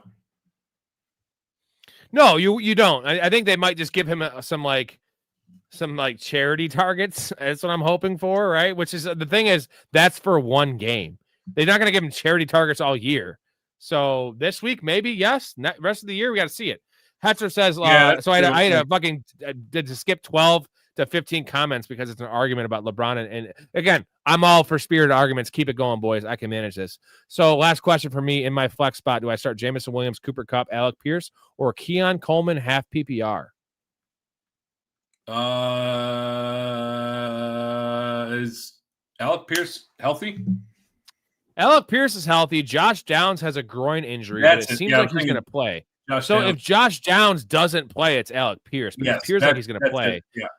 So let's go on the assumption that Downs plays. Is it Pierce, Williams? It's not Cooper Kupp. No. Pierce, Jamison Williams, or Keon Coleman? If Josh Downs plays, then I'm rolling with Jamison Williams. I like the idea of the concept of a charity targets game for him. OC comes out, they manufacture touches for him. Whether that's going to pay off or not, who knows? But I think you got as good a chance as any to get a deep shot with him and actually have a blow-up play versus Keon Coleman. I agree. Mouse says it's done. I sent Kittle, Dobbins, Ridley, Iomanner. Kittle, Dobbins, Ridley, Iomanner. I got back Benson, Nico, and Zach Ertz. It's a 14-man league. He's got James Cook, Warren, Isaiah Davis, Ray Davis as his running backs. He has Nico, Marvin Harrison, Olave, Downs, Tucker, and he has Fan and Ertz, and quarterback is Caleb. You like that trade? Kittle, Dobbins, Ridley, and Eilmanor. It's a lot. He got back Benson, Nico, and Ertz. At first, I didn't like it, and then I think it's fair. I think it's just a fair trade. I think it's a pretty good trade. You're getting rid of 2 dead assets on your roster in Ridley and Eilmanor. Kittle, it sucks to give up Kittle, but if you're getting Ertz back, he's a serviceable tight end. He's got Fannin. David Njoku doesn't seem like he can stay healthy. He's also a trade candidate. Dobbins, again, he's playing very, very well. So it sucks to give him up. You're giving Benson back, who I'm a little worried about Benson personally. I think this is going to be more of a committee or rotational thing when he comes back.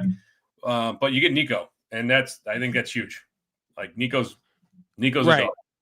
But Nico is the floor of the trade, and I think it's really gonna boil down to Trey Benson. Now, you're either gonna lose the trade if Trey Benson is in a timeshare and is not healthy, or you're gonna win this trade if Trey Benson's a workhorse. Because you smash this trade. If you get a top 14 running back in in the league you're in, what he will be if he gets a full workload story, he will be a pass catcher, like he will be a top 14 guy. You win this trade because you just got Nico Collins and essentially a borderline RB1. Yeah, if you feel strongly that Trey Benson is going to walk into an RB1 role, which I'm not convinced that is going to happen personally, you win this trade. You can still win this trade if Trey Benson's a solid RB2. Like, I think Nico's the catalyst there. You're giving up Kittle, right? But it's a tight end, right? Kittle is great, but he's still a tight end. Bears fan club, I just added Josh Downs and Alec Pierce, both going to rotate them every week. You might pick the wrong one every week is a problem. And also, Bears fan club, I do appreciate your banter and what you're saying, and I'm all about, like, that's respectful, like, not trolling. Like, that's respectful shit. I love that shit. The people coming in here saying the bullshit, I don't like that. Get in the Discord, Bears, because this is what we do in the Discord all fucking night long. Not so much LeBron versus MJ, but you come in there, you'll bring that in there. I welcome this shit because me and my dad have this conversation. We talk on the phone once a week for like an hour and a half, and 30 minutes of it is LeBron versus MJ, or at least there was like a 4-year stretch where like 30 minutes of our hour and a half conversation weekly was LeBron versus MJ, like for real. And yeah, we just talk basketball as well, but like that's a big part of it. And he's come around. He's come around that LeBron's a better player, but Jordan had a better peak, and he's more, has a better legacy in terms of like winning. He's a better winner, I guess. So better career versus the better like overall player, overall athlete. What are you saying? Well, better career is just like longevity and like stats, but like, that's why Tom Brady's a GOAT, because he has both. He has the LeBron longevity, and he has the winning of like Joe Montana, 4 Super Bowls. Okay, Tom Brady has 7. Like, go fucking suck a dick, right? And he had, like, Joe Montana was not a great. I'm not saying he wasn't a great player. Joe Montana, go watch Joe Montana play. He had Jerry Rice and the West Coast system when no one knew how to defend it, and it was just, with Walsh, it was awesome. Like, I'm not saying anything against Joe Montana, but Joe Montana had a noodle ass arm, and like he just wasn't. I don't know. I feel like it's not in the same ballpark as Tom Brady. It's not. Different eras too, like much different eras, right? Football, and Brady, love Brady, but he rewrote the rules about what it meant to hit a quarterback. That's true. I'll give you this one real quick. Is Joe Montana closer to Terry Bradshaw, or is he closer to Tom Brady? Closer to Tom Brady, but it's kind of close. Terry Bradshaw was terrible, bro. Terry Bradshaw's numbers. I know way different era, but like, holy shit. Hatcher says, I would start Calvin Austin over Roman Wilson. Yeah, we don't have the option of Calvin Austin, though, unfortunately. No, we don't. Wait, did we do that? Did we get an answer from the chat on who we're starting this week? No, I think we got to figure that one out by ourselves. That's all right. Well, it's going to come down to like 11:55 on Sunday. Yeah, we'll figure it out. Story, thoughts on Breece trade with the November 4th trade deadline in a few days. I believe Story's on record saying 15% chance he gets traded, correct? Yeah, like 2 weeks ago, I would have said, sure, 70% chance he's out the door. But some of the comments from the front office that they made after the Bengals game lead me to believe that they're less inclined to move him. There's a reason they spent a top, 40 pick on him. I don't remember what he was, 38 or something like that. He kind of showcased it. Like, he's been very, very good this year. So they are now. This is when you should be trading a player, right? Like, trade high. The problem is, like, bad teams are bad for a reason. analytics aren't their strong suit. So there's a reason that the Jets are languishing in mediocrity, not even mediocrity. Why they're such a terrible team is because they make stupid decisions like this. Like the Bengals defense make anybody look good. I get Breece Hall is an amazing player, but they make anybody look good. So now you're thinking about keeping this guy. He's a free agent, which means you either got to pay him a shit ton or you got to franchise tag him. Franchise tagging him is going to cost you $16 million. If you sign him, it's going to cost you $12 to $14 million a year. Like, you're in rebuild mode. You're in no contention you're not in a position to contend for another 3 years, 2 years to 3 years at minimum. It would make sense, but the way they're talking about it, I don't think he's getting moved. So to clarify, you're saying you think there's a 15% chance that Jets will trade him. You think they should trade him, though. We all know they should, that's right? Exactly correct. I think they should trade him. 100% they should trade him. That's why I have 50%, because me and Chaz last night both agreed 50-50, and you said 15, because it should be 100%. If you're any kind of decent football mind, GM, coach, owner, this is a guy we're not signing. We have no reason to sign. We can get a 3rd round pick for him. I think it's a 3rd rounder, dude. Breece Hall's young. He's explosive. I think you can get a 3rd rounder if you get a team desperate enough. A team like the Chiefs, maybe 4th rounder, whatever. Something. You get something instead of letting him walk.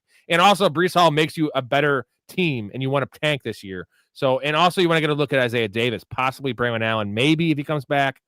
Jets are idiots. Scott's in here. What's up, guys? What's up, Scott? Shout out to Scott. He's a professional fanatic in the Patreon.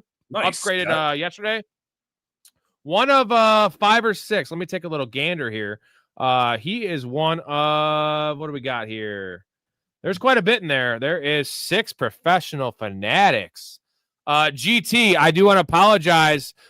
He is upgraded to pro, but that was after we made this graphic. So I will be getting you on the pro tier soon enough. So I apologize for that. Blake does a lot for me. Shut up, Blake. Brick Flair for doing all the media stuff for me. Appreciate that. I don't like to overwork the guy, seeing as I don't pay him $1. I want to pay him $1. I will pay him $1. I'll pay him a lot of dollars. He is my Jamie. We love you. Let's get back to the questions. Story, I'm going to read you a question. I had to take a piss. And if you want to get out of here at any time soon, you can, and I'll finish off the show. But I really have to pee. Okay. I'm not kicking you off or anything. You gotta start wearing diapers. You gotta start wearing diapers for these shows, dude. Yeah. Well, no. Remember the whole Scott Hansen, right? The Scott Hansen's the red zone guy, not Chris Hansen. Chris Hansen's the have a seat right here guy. Who I love, Chris Hansen, by the way. Do you ever watch the Catch a Predator story? Yeah, I watched it back in the day. He's doing something new, like something similar. Yeah, it's the same old thing. Yeah. If you're ever feeling bad, though, just so you know, for anyone in the chat, if you're ever feeling bad about yourself or your life or things aren't going the way you want, just pop on a couple to Catch the Predators, and you will feel like $1 million, bro. You're like, I'm not this guy. I was. Did you ever see the one where the dude, he had brought some food for him and the girl, and then she's like, blah blah blah, and she steps out. Chris Hansen steps in. Pizza. And the pizza. He immediately knows what the hell's going on. One of the big ones. He's like, all right, I'm just gonna eat this because I know I'm effed right now. Oh man, I'm saying these guys are like terrible. No, it's funny. It's gross, but the thing is, good for them for catching these clowns, because you're talking about a 13-year-old girl, dude. What are you doing? Like, you're online, 13-year-old girl, bro. Go find an 18-year-old. That's the whole thing. Like, 18 is still super young when you're 36, and that's still weird, but at least it's legal. Do that, because 18 is young. Yeah, I mean, you should be able to talk an 18-year-old into it, like. So the problem is, Story, these guys don't have any game, and they're not cool enough to get any like legal girls or girls their own age, so they have to go to like children because they're children, right? It's like essentially that's their only options. And just be better then. Just be better. Work on yourself. Work out. Get a better job. Whatever. Or just like be asexual. I don't know. Don't be a petter ass. I hate, dude. That's my number one thing I hate in the world. Like I want to murder them all. Like Jared, fucking Subway. If he came on the show, I would be very mean to him. You know, very mean. Everybody like pederast is what they called the guy in 7. And also in Big Lebowski, right? He's a pederast. What's a pederast? Shut the fuck up, Donnie. Scott says opponent had Lamar tonight. I had Henry. Going to hope for the rest of my players to make up for it. That's rough. The touchdown on the 1-yard line. That's Henry touchdown. Then they throw it. Like, that's just like, sticking it in you, dude. Yeah, that's nothing you can do there. Just hope that things kind of break better for you. Real quick, I'm going to take a pee. You answered this one. Michael says, how do you feel about Olave with the new quarterback? Follow up, I have to start Marvin Harrison on Monday. How do we feel about that? So I'll start with the second one. I think you're fine with Marvin Harrison. He should have a very good game. That Dallas defense couldn't stop a 12-year-old, let alone Marvin Harrison, who's a big man. I'm not huge on Marvin Harrison for the rest of the year. I'm not huge on anybody on the Cardinals for the rest of the year. But at the very least, you're going against Dallas. So no question, he's easily a top 18 play this week. I think rest of the season you're looking like a low end or a high end wide receiver 3. I don't think he's wide receiver 2 territory personally. Olave, I don't know. I'm hopeful. I've got Olave in a lot of places. He's such an amazing talent. He's getting peppered with targets. Hopefully, Shuck has seen this. But I mean, it's a rookie quarterback. He could hone in on Darnell Mooney or Rashid Shaheed, assuming he's still there. Could hone in on Juwan Johnson. So you got to put him in there. You got to put Olave in there. You got to cross your fingers and hope that things stay the same way. But it's not going to surprise me if Shuck decides to, like, we've seen it with rookie quarterbacks where they just get enamored with one dude and it might not be the number one guy. So, but you got to play him. You have to play him. You mentioned they couldn't stop a 12-year-old right after we started talking about Chris Hansen. I was taking a pee and I was hearing that. I was like, I would have been laughing my ass off in the stream. Good for you, Story. You didn't do that intentionally. Yeah, I'm fine with everything you said. I would agree with all that. Bears fan club. Are you guys believing the nonsense with Travis Hunter being a wide receiver 1? I'm seeing it everywhere. And yeah, no, not a wide receiver 1. He's not the wide receiver 1 on his team. So he is a low end wide receiver 3. Would you agree with that? This week it depends on Brian Thomas's injury. I don't know that man, they had talked about like they're going to evaluate everything when it came to Travis Hunter, the offensive side and the defensive side.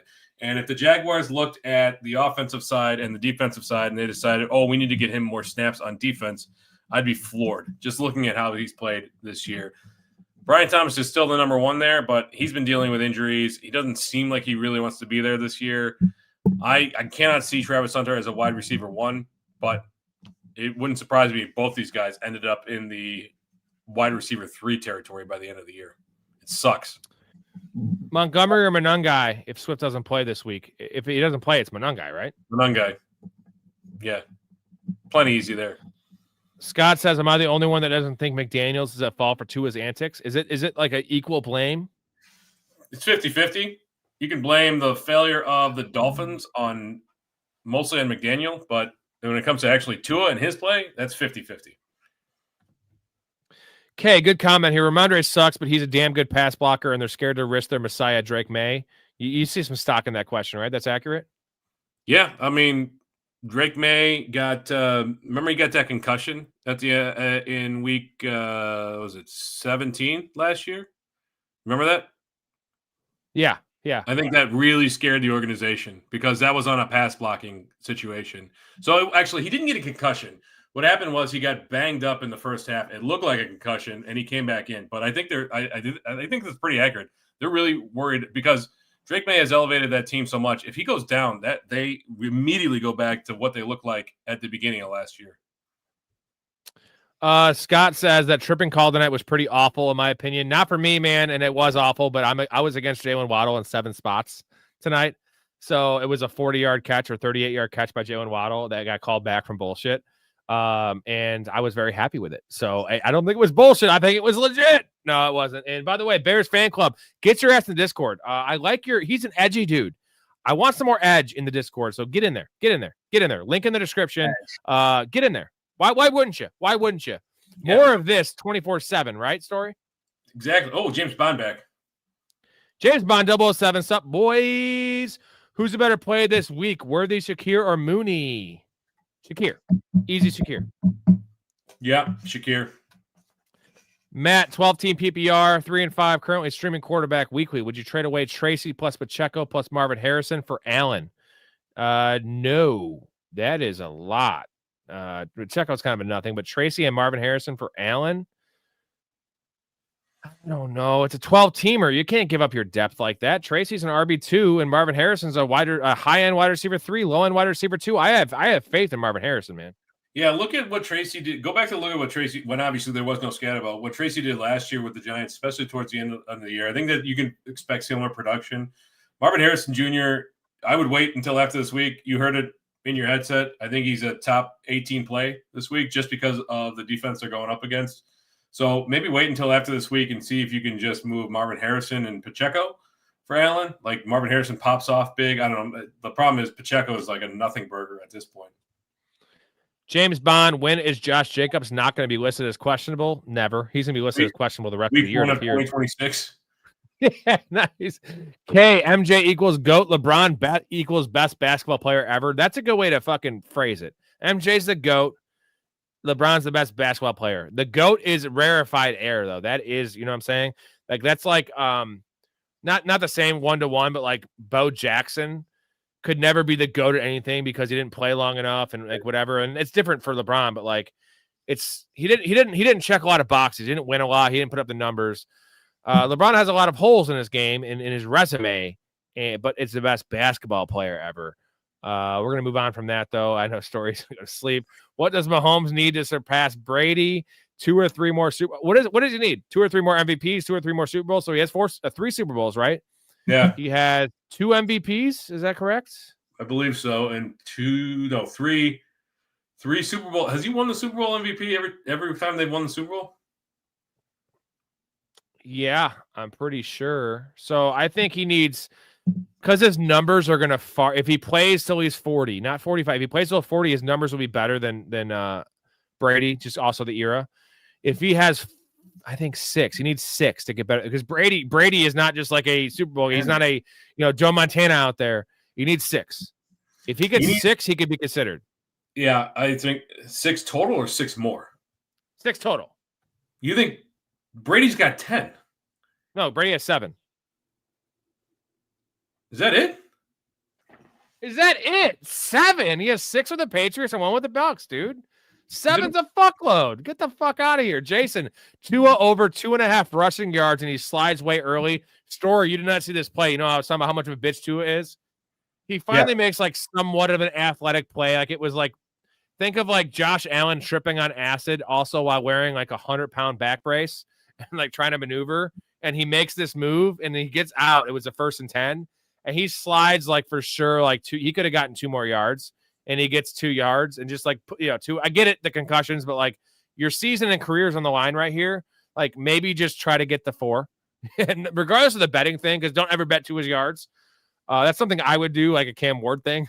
I think you got to be happy though, like because his brain is, scrambled Don't egg. play football then. Don't play football then, Story. Yeah. Right? Like, what are we talking about? GT, again, shout out GT. He is a Patreon guy, new Patreon guy. Foo Fighters killed the post-game show. What are your thoughts on Foo Fighters? I know you're not really a music buff, Story.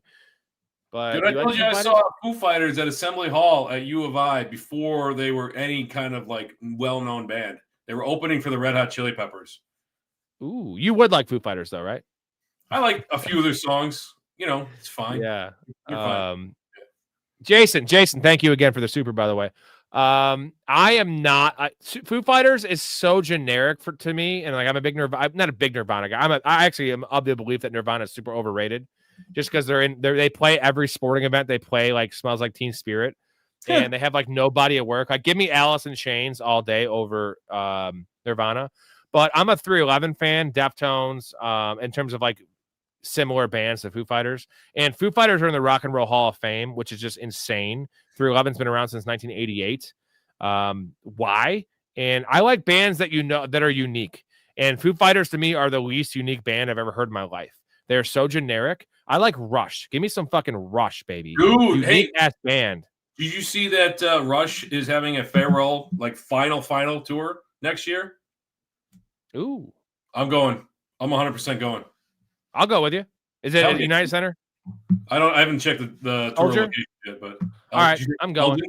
Did you say Elgin? I mean, no, I said Soldier Field. You're missing a third of the band, but I don't care. Like you're still gonna get they're not big enough to play Soldier. What? Rush? Dude, Rush is one of the biggest rock bands in Canada. Definitely the biggest Canadian rock band of all time. Mouse South says Luke McCaffrey is going to get going against Seattle, who an injured scrambling quarterback is going to tight end spam this week. Roman Wilson has a shot at a TD. Okay, so I think he helped us with that. We shouldn't get into the the Luke McCaffrey love. 12-team PPR, 3-5, same league. Need quarterback and tight end. Would you trade away Tracy plus Marvin Harrison and Franklin for Mahomes and Gatson? Do you like that one better? I think I like that one better, Mahomes and Gatson. Yeah, I do like that. Mahomes could finish the season as the number. I know Josh Allen's probably going to finish, but Mahomes has the opportunity to finish as the number 1 overall quarterback. And I think Gatson is a top 6 tight end the rest of the season. All right, Story, you got to get out of here. I'll finish this by myself. Yeah. Yep. I will be. You did almost 2 hours. Oh, has it been that long? How about that? Yeah, I'll be back on later this week. We'll figure it out. Yeah, appreciate you, buddy. Right. Always amazing talking to you. Story's gonna go. By the way, give Story a round of applause in the chat for just being the man. And we're gonna see Ray. Ray's gonna be on multiple shows this weekend. He's in the chat right now. It's gonna be awesome. And I'm gonna finish up these questions real quick, and I'm probably out of here. I'll give you 20 more minutes, but maybe more. We'll see. Peace, y'all. All right, love you, buddy. All right, here we go. We are back. It's me, just me, big time me.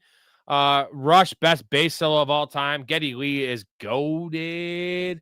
God, I love Rush. And also one of my favorite comedies of all time is I Love You, Man, which is very, very heavy in the Rush aspect. It's slapping the bass, baby. And Neil Peart, rest his soul. God rest Neil Peart's soul. That is one of the best drummers of all time. Now, I'm a drummer myself, so why I love Rush, they are a 3-piece band, baby, and I give a lot of credit. I play a lot of 3 pieces when I play drums with bands and shit, so like a 3-piece band is just better, man. You got to do a lot more. Each person's bringing more to the table. Kay says Roman Wilson's not good at football. We don't know what that is yet. Or let's see here. Where are we at here? I got you cracking up. What got you cracking up, Hetzer? I say a lot of random shit, so I don't know exactly what I'm happy I got you cracking up. I'm pretty fucking funny, brah. How old is Story? You called him decrepit and probably older than him. No, I don't mean he's I'm kidding. Story's like I'm 37, almost 38. He's 42, 41 or 42. I'm talking shit to him. We have a whole thing. How old are you, Mr. Free Throw? Derek? You're probably around his age, right?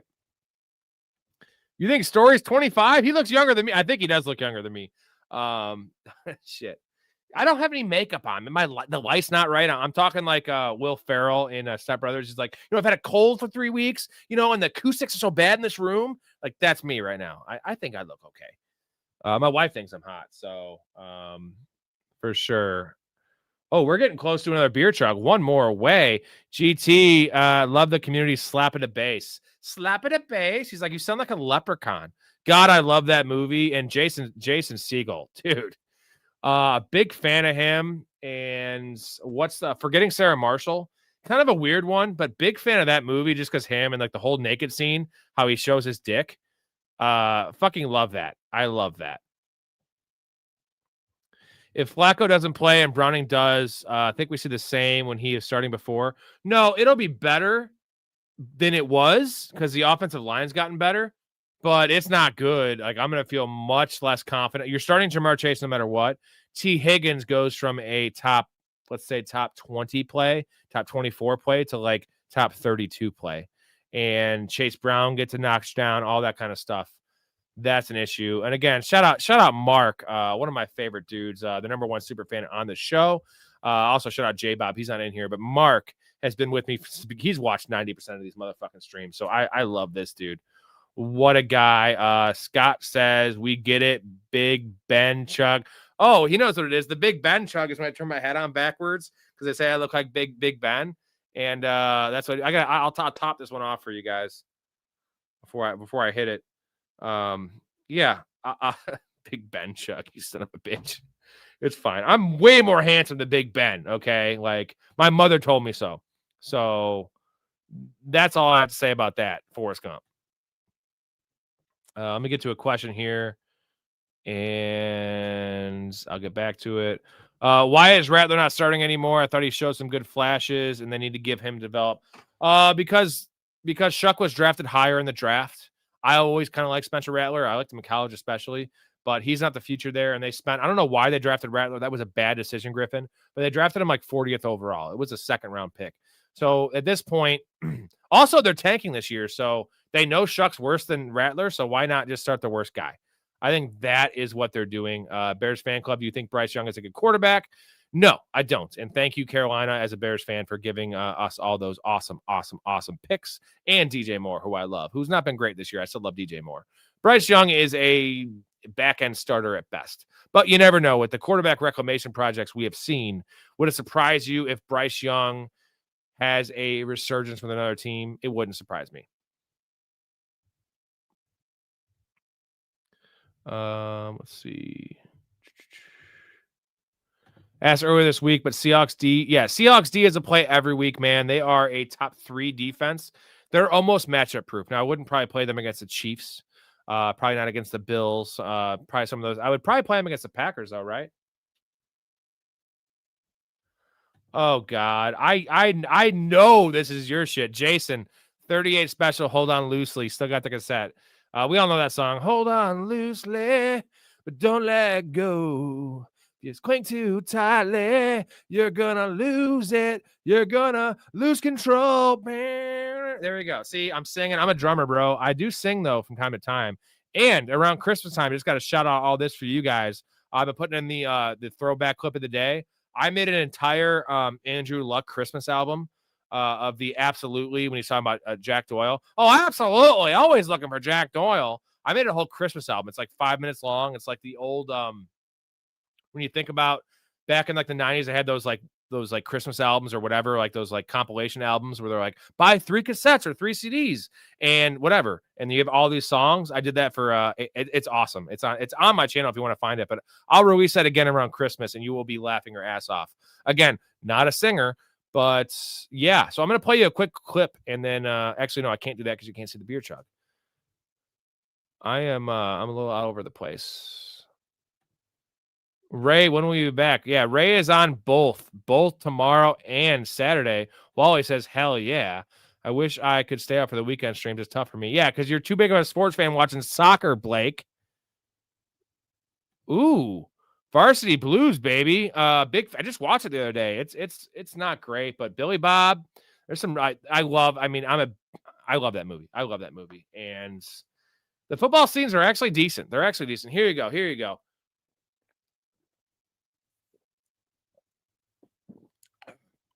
Just spilled in my jersey. Whoa. Rick, Rob and I are special creatures that stay up late easily. Yeah, man. Well, right now I'm not working, so I stay up really late. Wally, do you guys like Rush? I fucking love Rush. Holy hell, Story, that's amazing, but you're an old man. That's true. Oh, I said I love Rush before you said that, Wally. Damn straight. Kindred spirits, baby. Rush is the shit. They're weird, but I like weird, man. I like weird. I want bands that are like, when you hear them, the second you hear a second of their song, you know. It's same with directors. You know, you see a fucking movie, a Scorsese, or not so much Spielberg, but like certain direct, you just know it's their fucking product. That's what's up. Like you watch this stream, you know what you're watching. You right? You watch Mac. I gotta turn my hat on because I look like Ben Roethlisberger.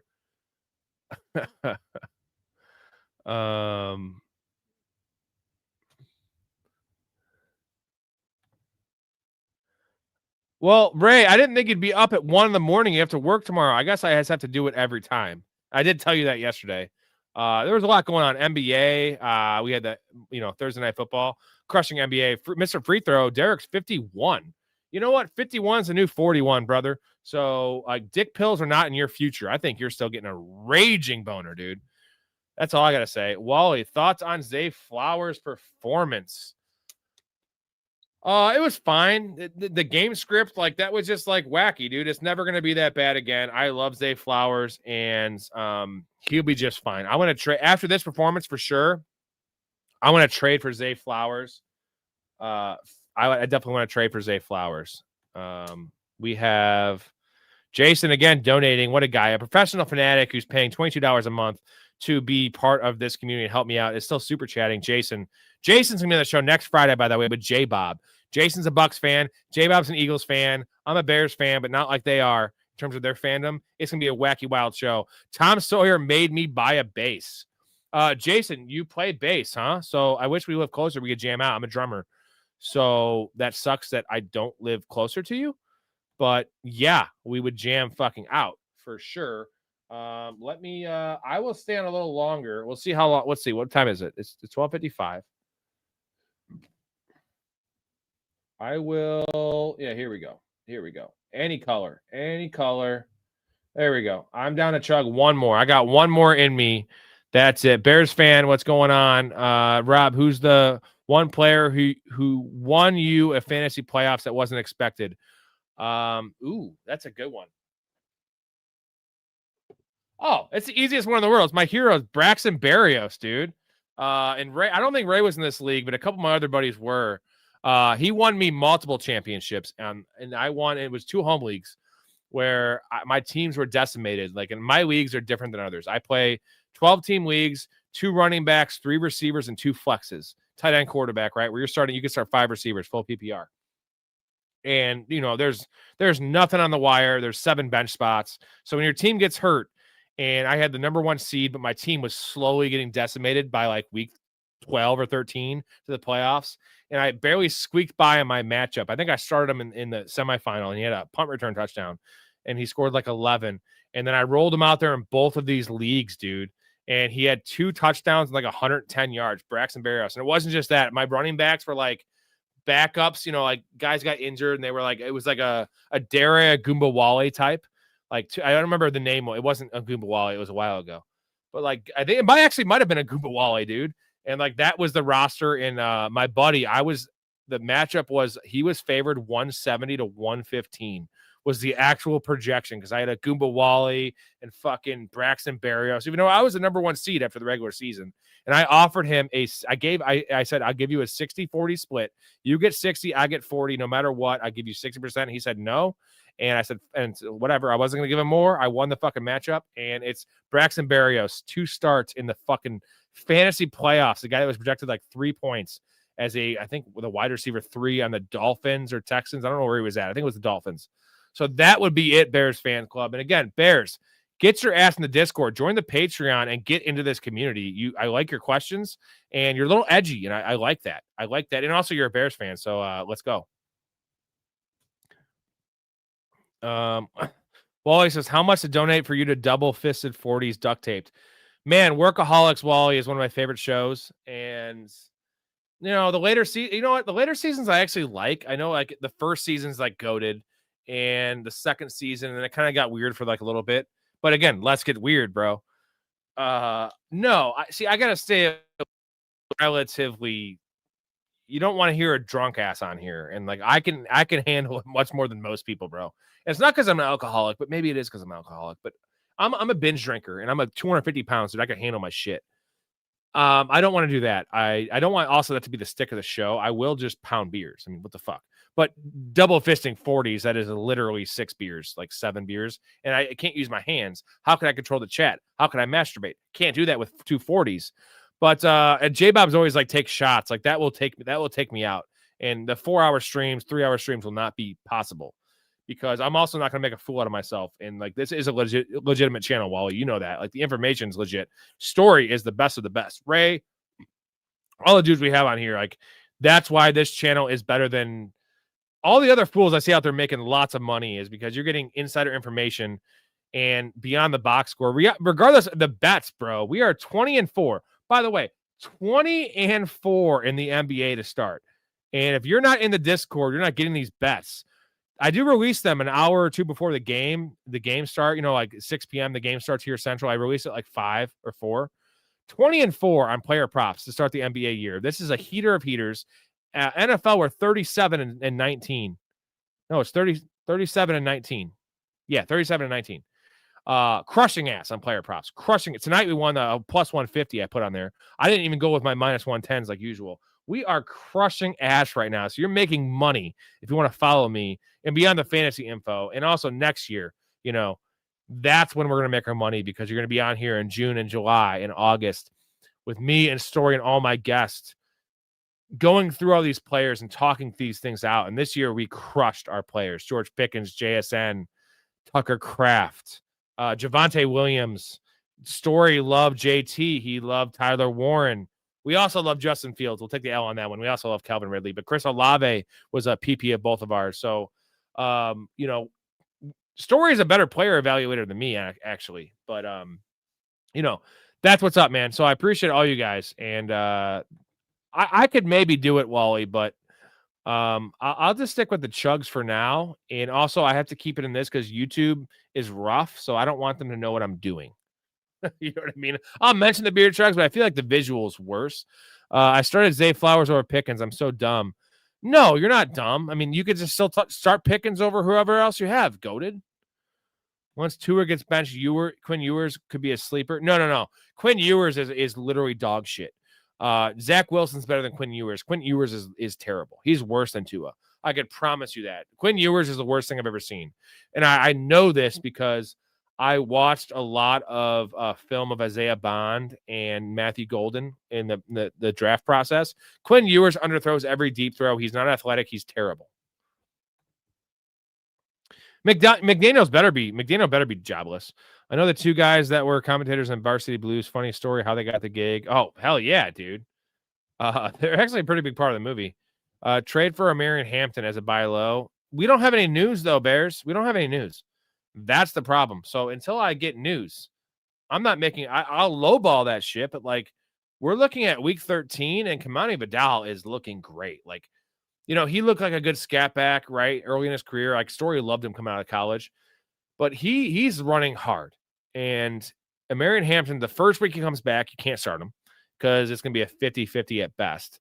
And then what are we looking at? Week 14, week 15? And are you going to trust the process to start him in the fantasy playoffs? So, trading for him as a top 15 running back is a mistake. I get it if you have a 7-1 record. It's very appealing if the team that has him, let's say, is 500 or below. But I would tread lightly on that one, man. Thinking about dropping Knight for Tootin. If you need a start, Knight is a better start this week. Tootin's a better stash. So I want Tootin rest of the season. I want Knight this week. Wemby and Giannis MVP favorites, but Wendy should be near unanimous. The dude is on crack. Man, I love Wemby. Giannis is a better player right now. Giannis is the best player in the NBA. It's really not close. Wemby is more flashy. He gets the blocks. Come on. Giannis is averaged 37 points and 16 rebounds and 6 assists. Wemby has the potential to be better than Giannis. He has the tools. You add 4 inches to Giannis and you add a better shooter, right? Way better shooter and better handles. But Giannis defensively is unreal. Just super chatted my entire Jason, bro. Just super chat. Your entire net worth is $2, Leangelo? Come on. No way. I don't believe that. My top 5 running back stashes on waivers right now, y'all's opinion. Well, on waivers, so we're just going to go with the handcuffs, baby. We're going to go with Algier. We're going to go with Blake Corum, Isaiah Davis. I mean, I wouldn't say Jaden Blue, but there's a lot of guys. Monungai, P. Ryan's up there. Damn straight, baby. Signed in resin. I have not seen any of Friday Night Lights. Is it like Varsity Blues-esque, GT? Because I think it's kind of like that level of show, right? Does it have a whipped cream bikini? Because I like that.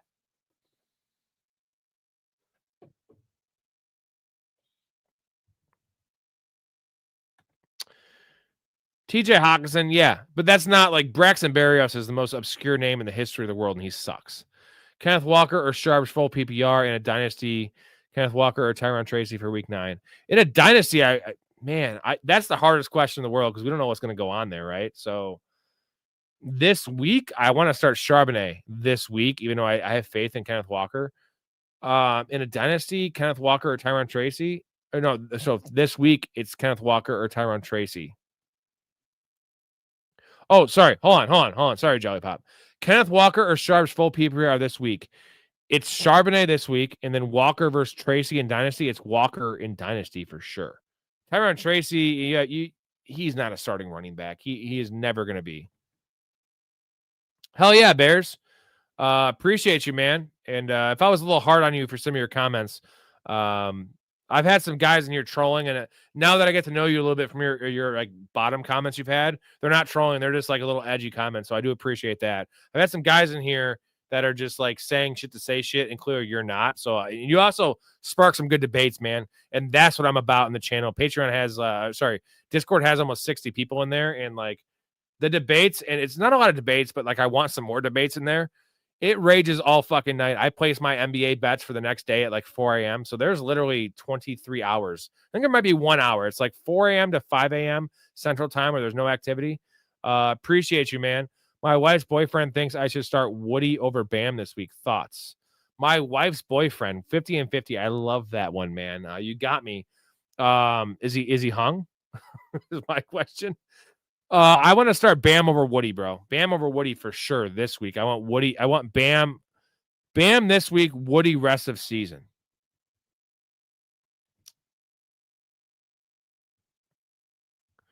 Dude, it was respectful, Brick. That's all I care about. Respect is what we could say whatever we want. Just don't call someone names. That's what I care about. And like, don't tell someone they're an idiot, because we're all entitled to our opinion. The only opinion I have is that stupid. Remember the trade, Blake? Shout out Blake, by the way, Brick Flair, for my media manager, my dude right here. I love this guy. He's the shit. He's my Jamie. In 2 years, you're gonna see him being my producer when this show is huge, because you know it's gonna be huge. And I can't wait for that, Blake, because you're gonna be huge. I'm gonna be huge, and it's gonna be a fucking thing. The trade of Deebo Samuel for Josh Jacobs. Now, in that case, I'm gonna say moron. Like, that's stupid. Like, that guy's stupid. I will say that's stupid. The Chris Hansen to catch a predator, those pedos, those guys are pieces of shit. I'm comfortable saying that. Fuck you, fucking homos. Shit. No. They're not even. They're pedos. Whatever. That's what I'm comfortable with. In terms of a sports setting, we're not going that far. Everyone's entitled to their opinion.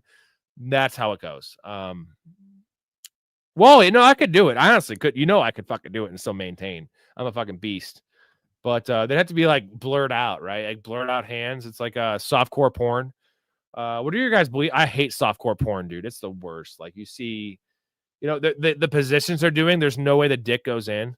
So it's like literally like the angle doesn't work, and like their dicks are like duct taped up, and just awful. I used to watch. No, what was awesome was Real Sex back in the day in HBO.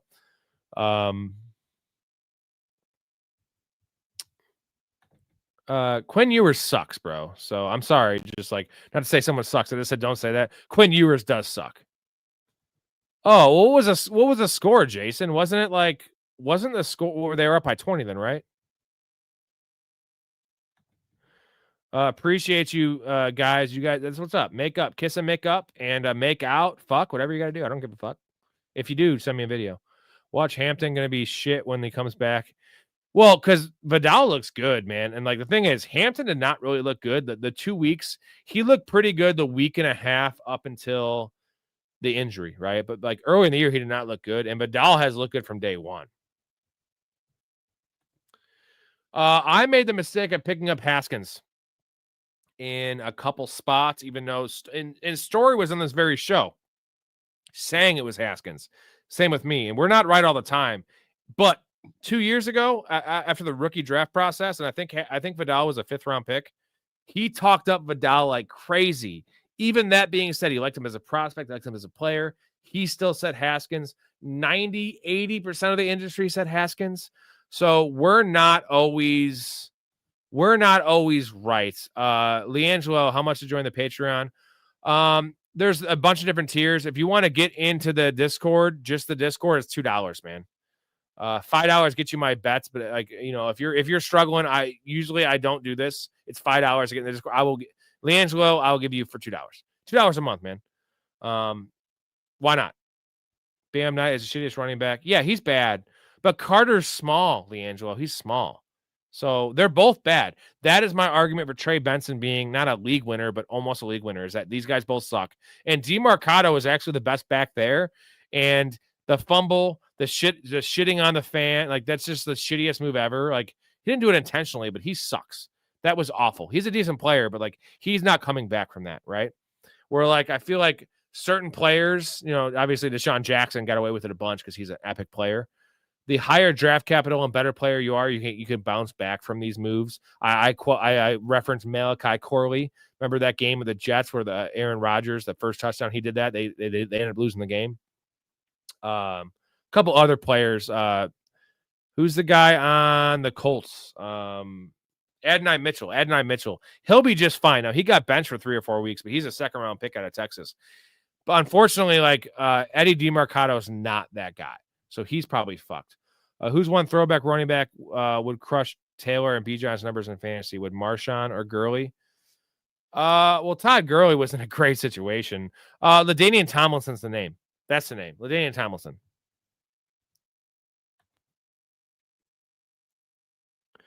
Yeah, Mouth, your trade makes a lot of sense because you're 3-5, and Kittle has a 14 bye.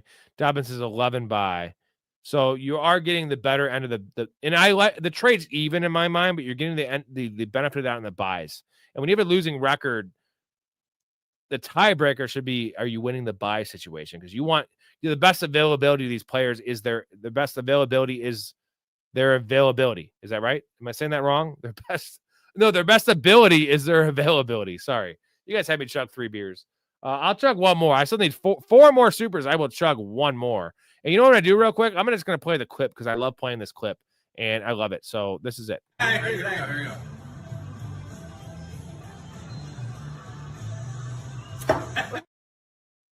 I love that clip.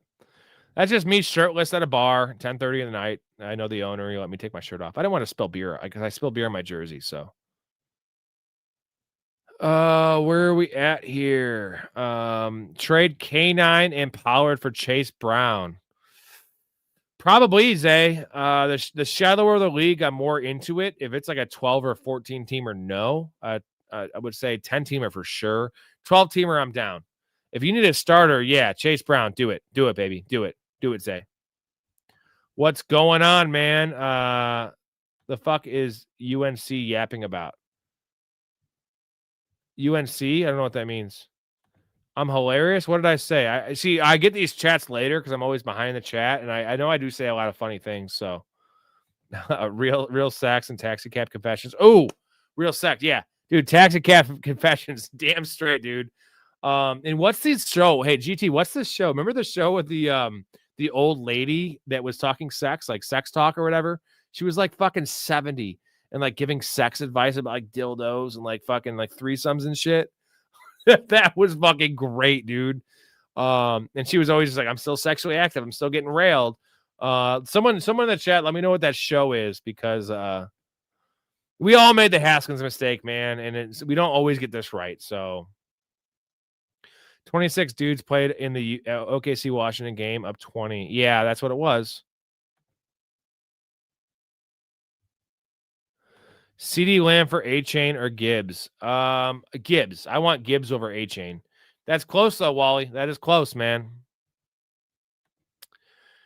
Oh, well, no, it's not that stream's on a delay. I just am behind on the comments. I can't get to everyone's comments and I get the supers right away because they come up on my screen. But like, I'm also not going to go to the bottom when I don't want to. I get through. Here's the thing about the stream. Everyone in here that's been here at the beginning, I will stay on the stream until I answer every single motherfucking person's comment for free. So that's what I do. And I'm going to continue to do that as long as I can. And when it blows up, I'm not going to be able to do that. But either way, I will do that. So sorry about the delay. It's going to be a while. You're going to have to wait a little bit. And if that's too much to ask, I apologize, and the chat will help you out as well. But I do what I can, man. And also, I don't just give yes or no answers. I want to give you my reasoning because it's not my decision. I'm giving you what I would do, and I want to give you advice. But don't just take my advice. Like, I am very established fantasy football player, very good gambler. I'm right way more than I'm wrong, but I am wrong sometimes, and it's your teams. It's not my team. You got to do what you think. I'm not a fucking oracle. No one's a goddamn oracle. We're all weathermen, right? Fantasy football, like go any channel, like they're just a lot of them are more generic. I will give you my heart in terms of what I would do with my heart and also my head. A lot of them just give you clickbait. I'm not going to do that. They don't even answer your question anyway. What am I talking about? These guys all fucking suck. Come here. Also, join the goddamn Patreon. Get in the Discord. You get these answers all day. You get 20 people helping you out opposed to just me, and you can make your own opinion on based on that. So that's the shit. He says, GT, Well, okay. You didn't make me suffer because we're at 2 of 5 on the goal. So I need 3 more to do it. And if I don't, just because you did that, I will still probably do it because I feel like if you're giving me $2 for me to chug, I feel bad if I don't do it. But it takes 3 more. That's the goal, right? You see the goal up there, 2 out of 5. I don't know how you guys see this on your screen, but let's see. Where am I at here? I will do it if no one else does. Vidal was a dynasty call out from a ball dude in the NFL fantasy. He banged that drum hard last year and it never happened. Shit happens. The ball dude. Yeah, I don't watch NFL. I watch Matt Harmon. So I used to watch a lot of different.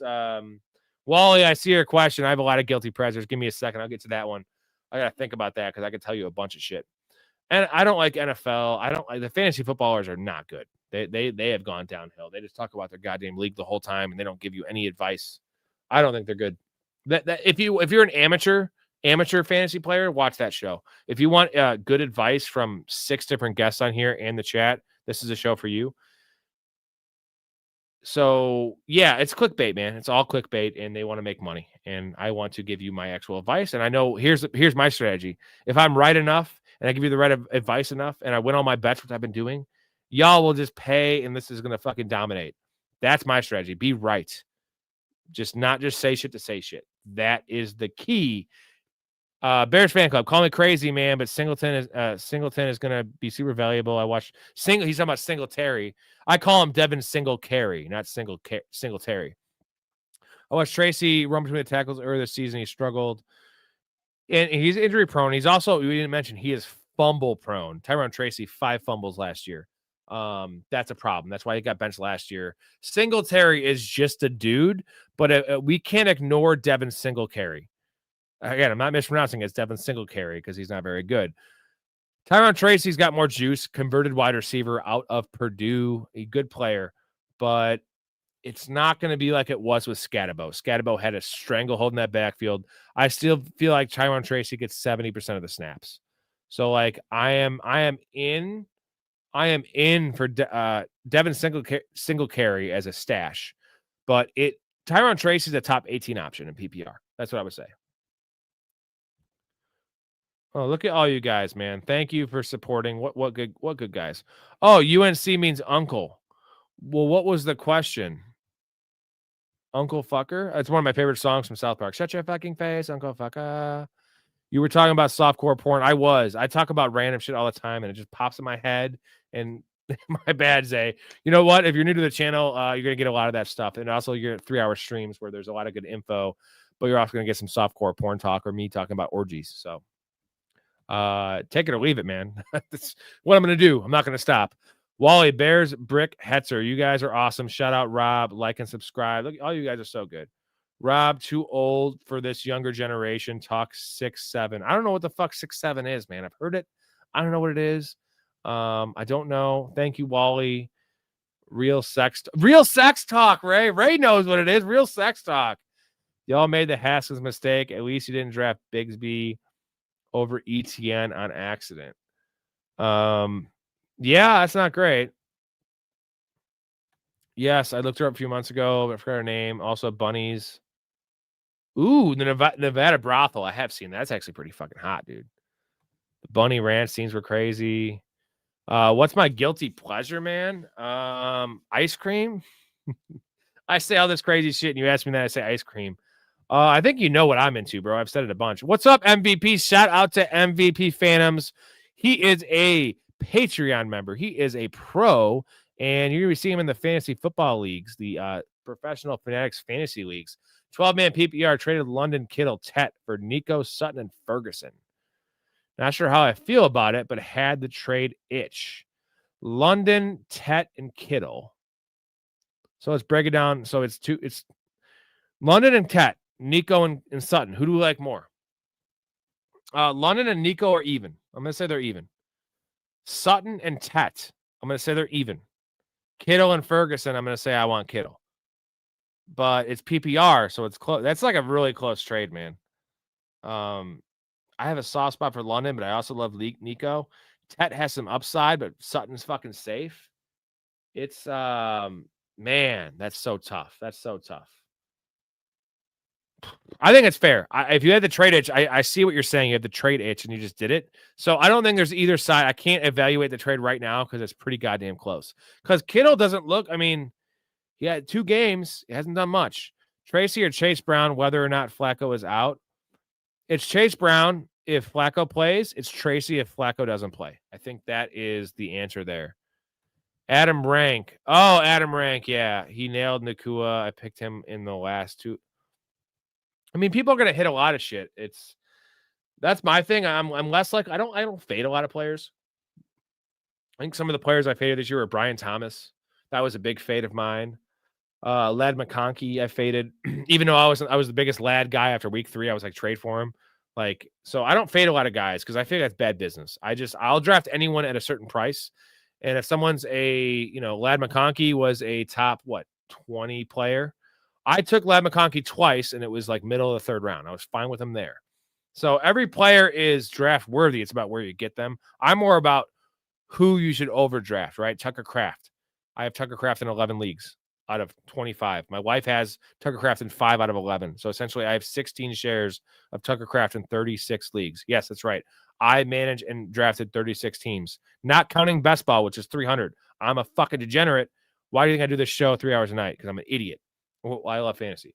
Hold on, real quick. We got a guy here. Our guy, Jason. I think that earns a chug. I think I have to. That's a $5 holler. You dressing up for Halloween, Rob? I'm going to be Cal Naughton Jr. handing out king size bars and cotton candy with adult beverages as well. Man, I'm not. My wife's actually not going to be here. She's taking care of her sister's animals in Indiana. They're out of town for vacation. So what I might do here is I'm going to answer the door. I'm going to wear. I have the puffy shirt from Seinfeld. I bought that because we did me and Storey did like a 3-part Seinfeld episode, and I was like, I'm buying the puffy shirt. Fuck it. It was $30, and it's not the exact replica of the puffy shirt. I'm sure. Hopefully, you guys know the puffy shirt from Seinfeld. And Ray was on that show as well. Shout out Ray. I am going to wear the puppy shirt, and I'll probably wear it on the show. I'm doing a show tomorrow night, by the way. Ray is coming on. It's gonna be a late night show, probably 10:30 or 11 p.m. Central. I will put that in the Discord for you guys at time. I'll probably wear the puffy shirt. That's my thing. I'm out. 5 a.m. alarm. See you later, Derek. Mr. Free Throw. Appreciate you, brother. Yeah, he is tall. Imagine Rob eating a bowl of ice cream shirtless. There wouldn't be a single pair of dry women panties. Thank you. No, I don't have a Big Ben jersey. I have to put my head on backwards too, bro. I want to know some tips about youth football. I don't know, man. Don't do it. I would not let my kid play football personally because the fucking head injury thing. That's right. What's your origin story with Storey? How did you meet him and build this friendship? I worked with Storey, and we actually didn't like each other for a while at Elgin Country Club. I worked there 19 years. He worked there 15 years. He was the manager of the valet. I was just an outside service guy. He became the membership director there at Elgin Country Club. I became the caddy master and assistant pro. And then we played fantasy together. And then we didn't talk for 5 or 6 years. I had this channel for the last 5 years. And then about 3 years ago, 2 years in, my main guy, I started off as Rob Squared, R2. I'm Rob. He's Rob, my buddy Rob. He backed out. He had a girlfriend, whatever, even though I was engaged. Not to get into that. Couldn't handle it, the grind. And I said, screw it. So I went through a couple different guys. I have a lot of people on the show guests. And I was like, Storey's amazing. I got to get Storey on here. And he came on a couple shows. And then next thing you know, now we're here. And Storey is just he is probably my number one with Ray. Ray and Storey are my number one dudes. And we also have Ben. We have Chaz. We have Mike. We have a lot of good guys. We have about 6 or 7. But Storey and Ray are my 2 go-tos on the show. So they're also like polar opposites, which is beautiful because I can just be the man in the middle. And Ray is the fun guy. He is the energy guy. Storey is the stat guy. And, they work so well together. They work well with me. So I'm very, very privileged to have. That's why the show is, Storey's only on the show 2 or 3 times a week. Ray's on 2 or 3 times a week. We have 5 other guests. So you're going to get a lot of different perspectives from not just me. And that's why this is different. And there he is. Fuck you, Ray. I said you're the number. You and Storey are both the number 2s. You're the number 2s. I'm the number 1. Like, this is my show. What do you want me to say? You both want to be the number ones? I would love to take days off and you guys just fucking do the show and take care of all the other bullshit that goes along with it. Yeah. So actually, I do owe. Hold on.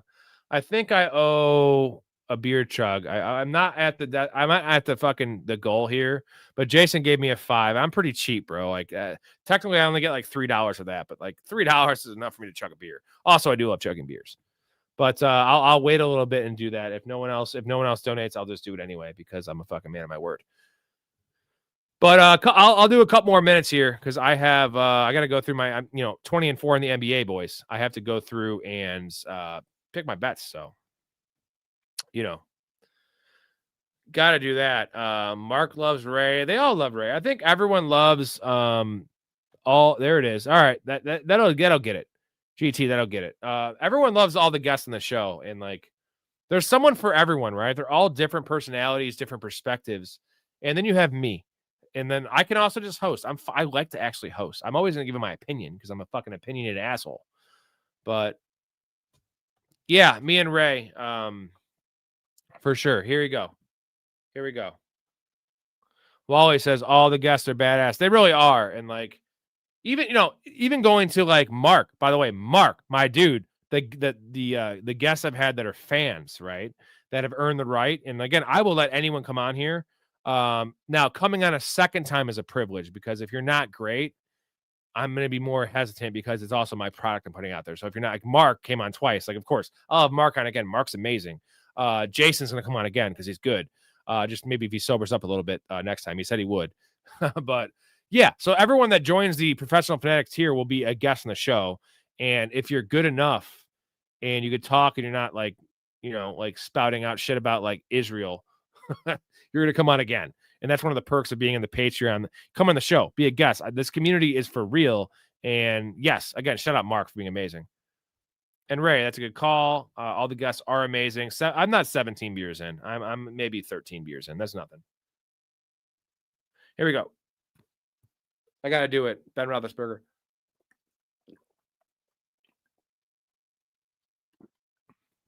They're going a lot smoother when you're that much in. Oh, Blake. I totally forgot Blake. Jesus Christ. Blake, you were awesome. Get the fuck out of here. How did you suck?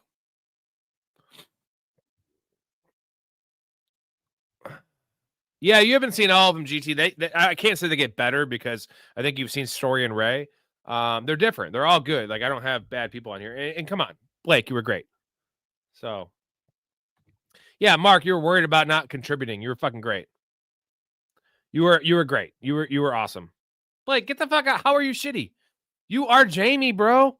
And maybe, I guess if you want to say you're best suited to be a producer, because like, if you know Jamie, it's like he's involved in every show and he's popping in and out.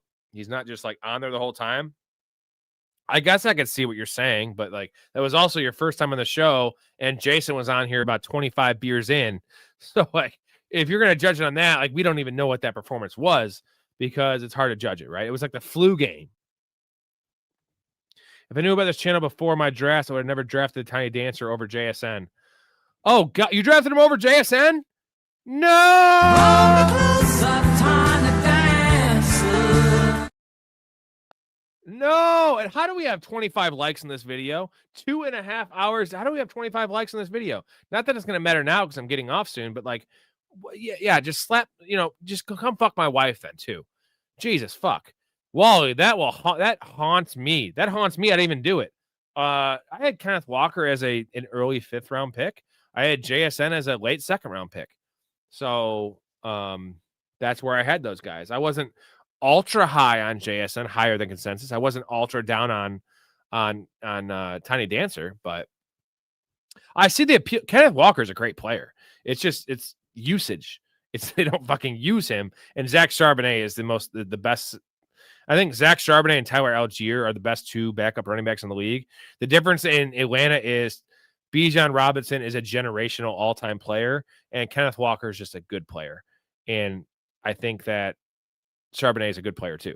So trade Warren for Bowers. That's a championship winning move, man. It doesn't seem that safe. It could be risky, but I probably would. I think I would. Bowers was a mid-second round pick. Again, not to go back to like draft capital, but like, do you trust the knee? If the knee is fine, yes. And we're not going to know that as a point. It's a risk. Tyler Warren's a fine top 5, top 6 tight end with a good floor and some blow-up games. Brock Bowers could be a tight end 1 overall if he comes back, even in that piss poor offense, because last year when he had all those numbers, the offense was piss poor.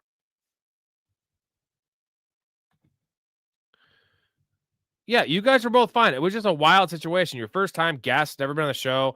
Jason been drinking since 9:30. Also, Jason, your first 30 minutes were great. And then you slowly got drunker and you slowly got more Bucs heavy. And it was also funny. That's what I love, Jason. You were funny.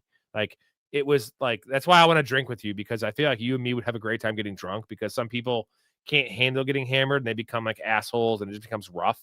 Like, you become like lovable. Like, even more lovable than you already are, because you're very lovable, and we would have a great fucking time. I said lovable a bunch. Weird word. I think we would have fun doing the 40 thing. Foot rubbers. You were cracking us up, dude. Fucking for sure. Yeah, it was a couple of Fridays ago. You're back. I have to fuck my wife's boyfriend. 50 and 50. What are you talking about, bro? Plus 195 Dodgers. Yeah, you know what, Mark? And the other night I was saying I thought it was 3-1 for some reason, so I don't like those odds there. I think I might like the Dodgers tomorrow, though. First CD, second Puka, third JT, fourth K9. Oh, so you're saying that fucking JSN went to it's a 10-team league, right? Well, you killed it, so it doesn't matter, right? Well, you're winning either way. Just join the Discord and digging it. Everyone's sharing the picks and parlays. Damn straight. You know what's up, GT? Yeah, you'll be on again too, Blake.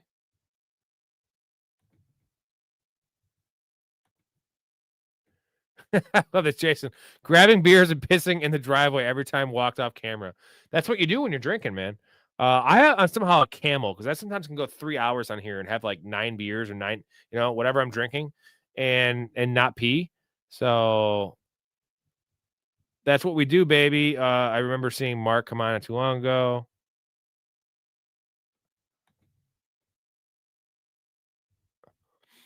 It's not just that, man. If someone like Poker, who has his sports memes channel, like, I'm gonna promote you guys, and I hope you promote me, because if you have something going on, like, I also want to get to know you guys. And right now is the perfect like setting for that, because it's small enough where it's still pretty intimate, where if it gets big, like, it's gonna be really hard. Now, you guys are all in the fucking up and up, because I'm never gonna forget you guys when there's fucking 10,000 subs or 20,000 subs and 600 people in here, if that ever happens. Like, I'm not going to get to know those people when they join, because it's impossible. But you guys are all, like, on the base level of something, even though the show's been around since 2021. This is a different era, like the live streaming thing. So y'all are like it's like, like Blake said, discovering McAfee before it was anything. And now everyone watches Pat McAfee, right? Damn straight. Tuesday, Downtown Sports. In the description here, check out that show on every platform besides YouTube. Hetzer, I'm a happy drunk, but I quit because I'm trying to shed some pounds. Just drink seltzers or some shit, or you can. I wouldn't quit because of that, but you gotta do what you gotta do. I love my 2 6-team leagues. I don't know what that is. Blue Jays.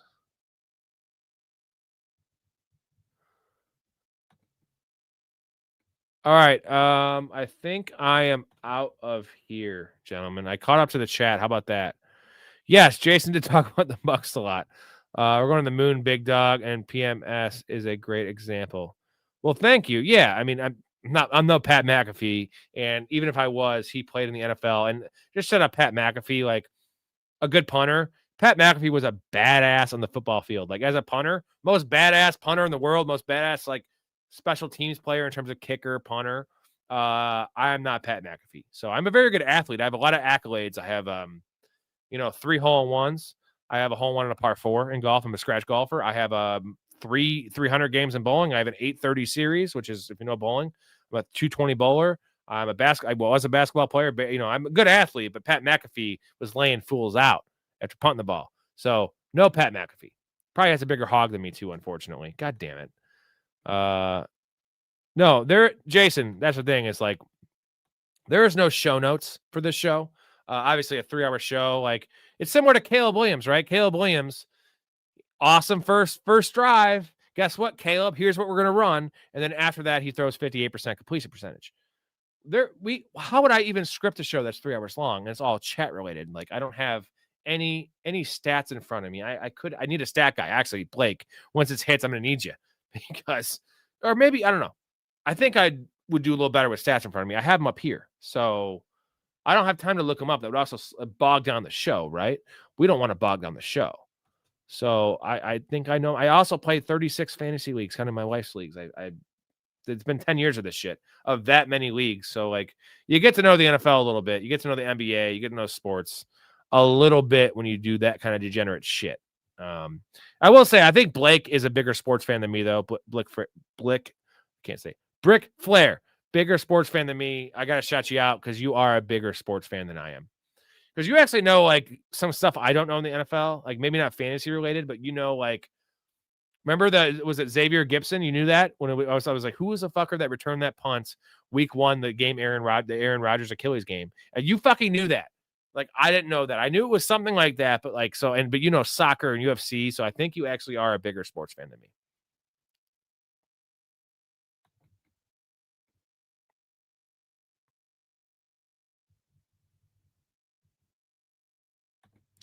Put your accolades in the intro before we start. Well, what kind of accolades are we talking about?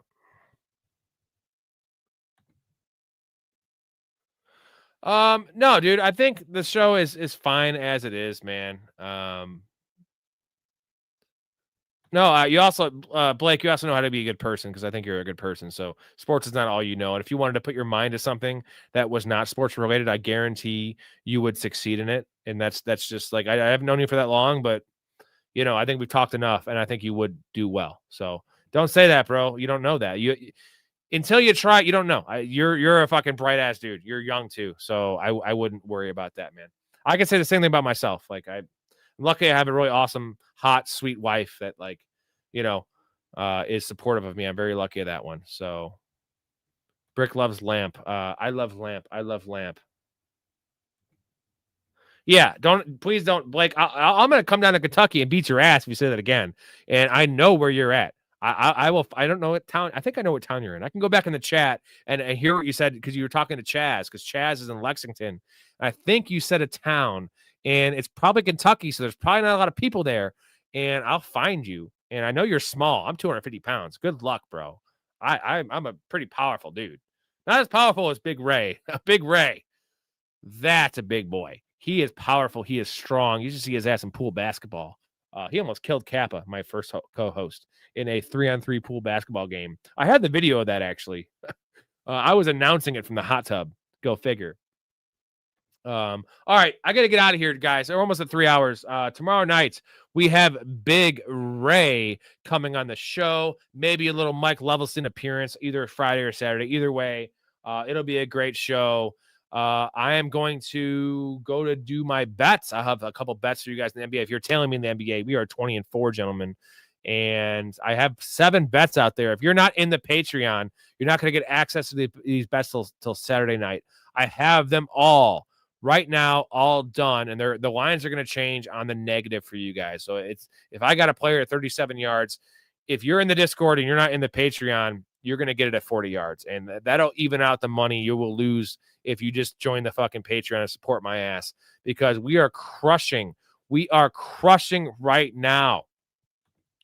Quick shout out to all the guys. I'm not going to say the names, but there they are.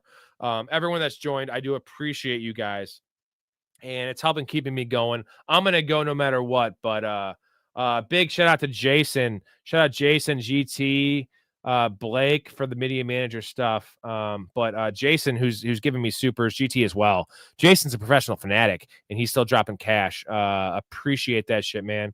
A lot of good perks. Also, we're going to get through in a couple weeks here. I'm going to start setting up our fantasy football, NFL playoff fantasy football league. That is available for everyone that is in the pro and professional fanatics tier. They're 10-team leagues, maybe 8-team. I think they're going to be 8-team leagues. Me and Story or me and Ray or whoever is going to manage one. There's 7 spots per league. I'll probably do 2. So there'll be 14 spots. So obviously whoever's in there first, whoever was in the pro and professional fantasy that wants to play has first dibs. But I'll do 3 leagues if I have to. But if you want to play fantasy with us and then next year redraft, we're looking at like 5, 6, 7 leagues. You all get priority access to play with that. And once this actually hits, maybe next year, if I'm actually making some real money, I will pay for 1 entry per league, randomize that. And one more announcement for you guys. I have a lot to say.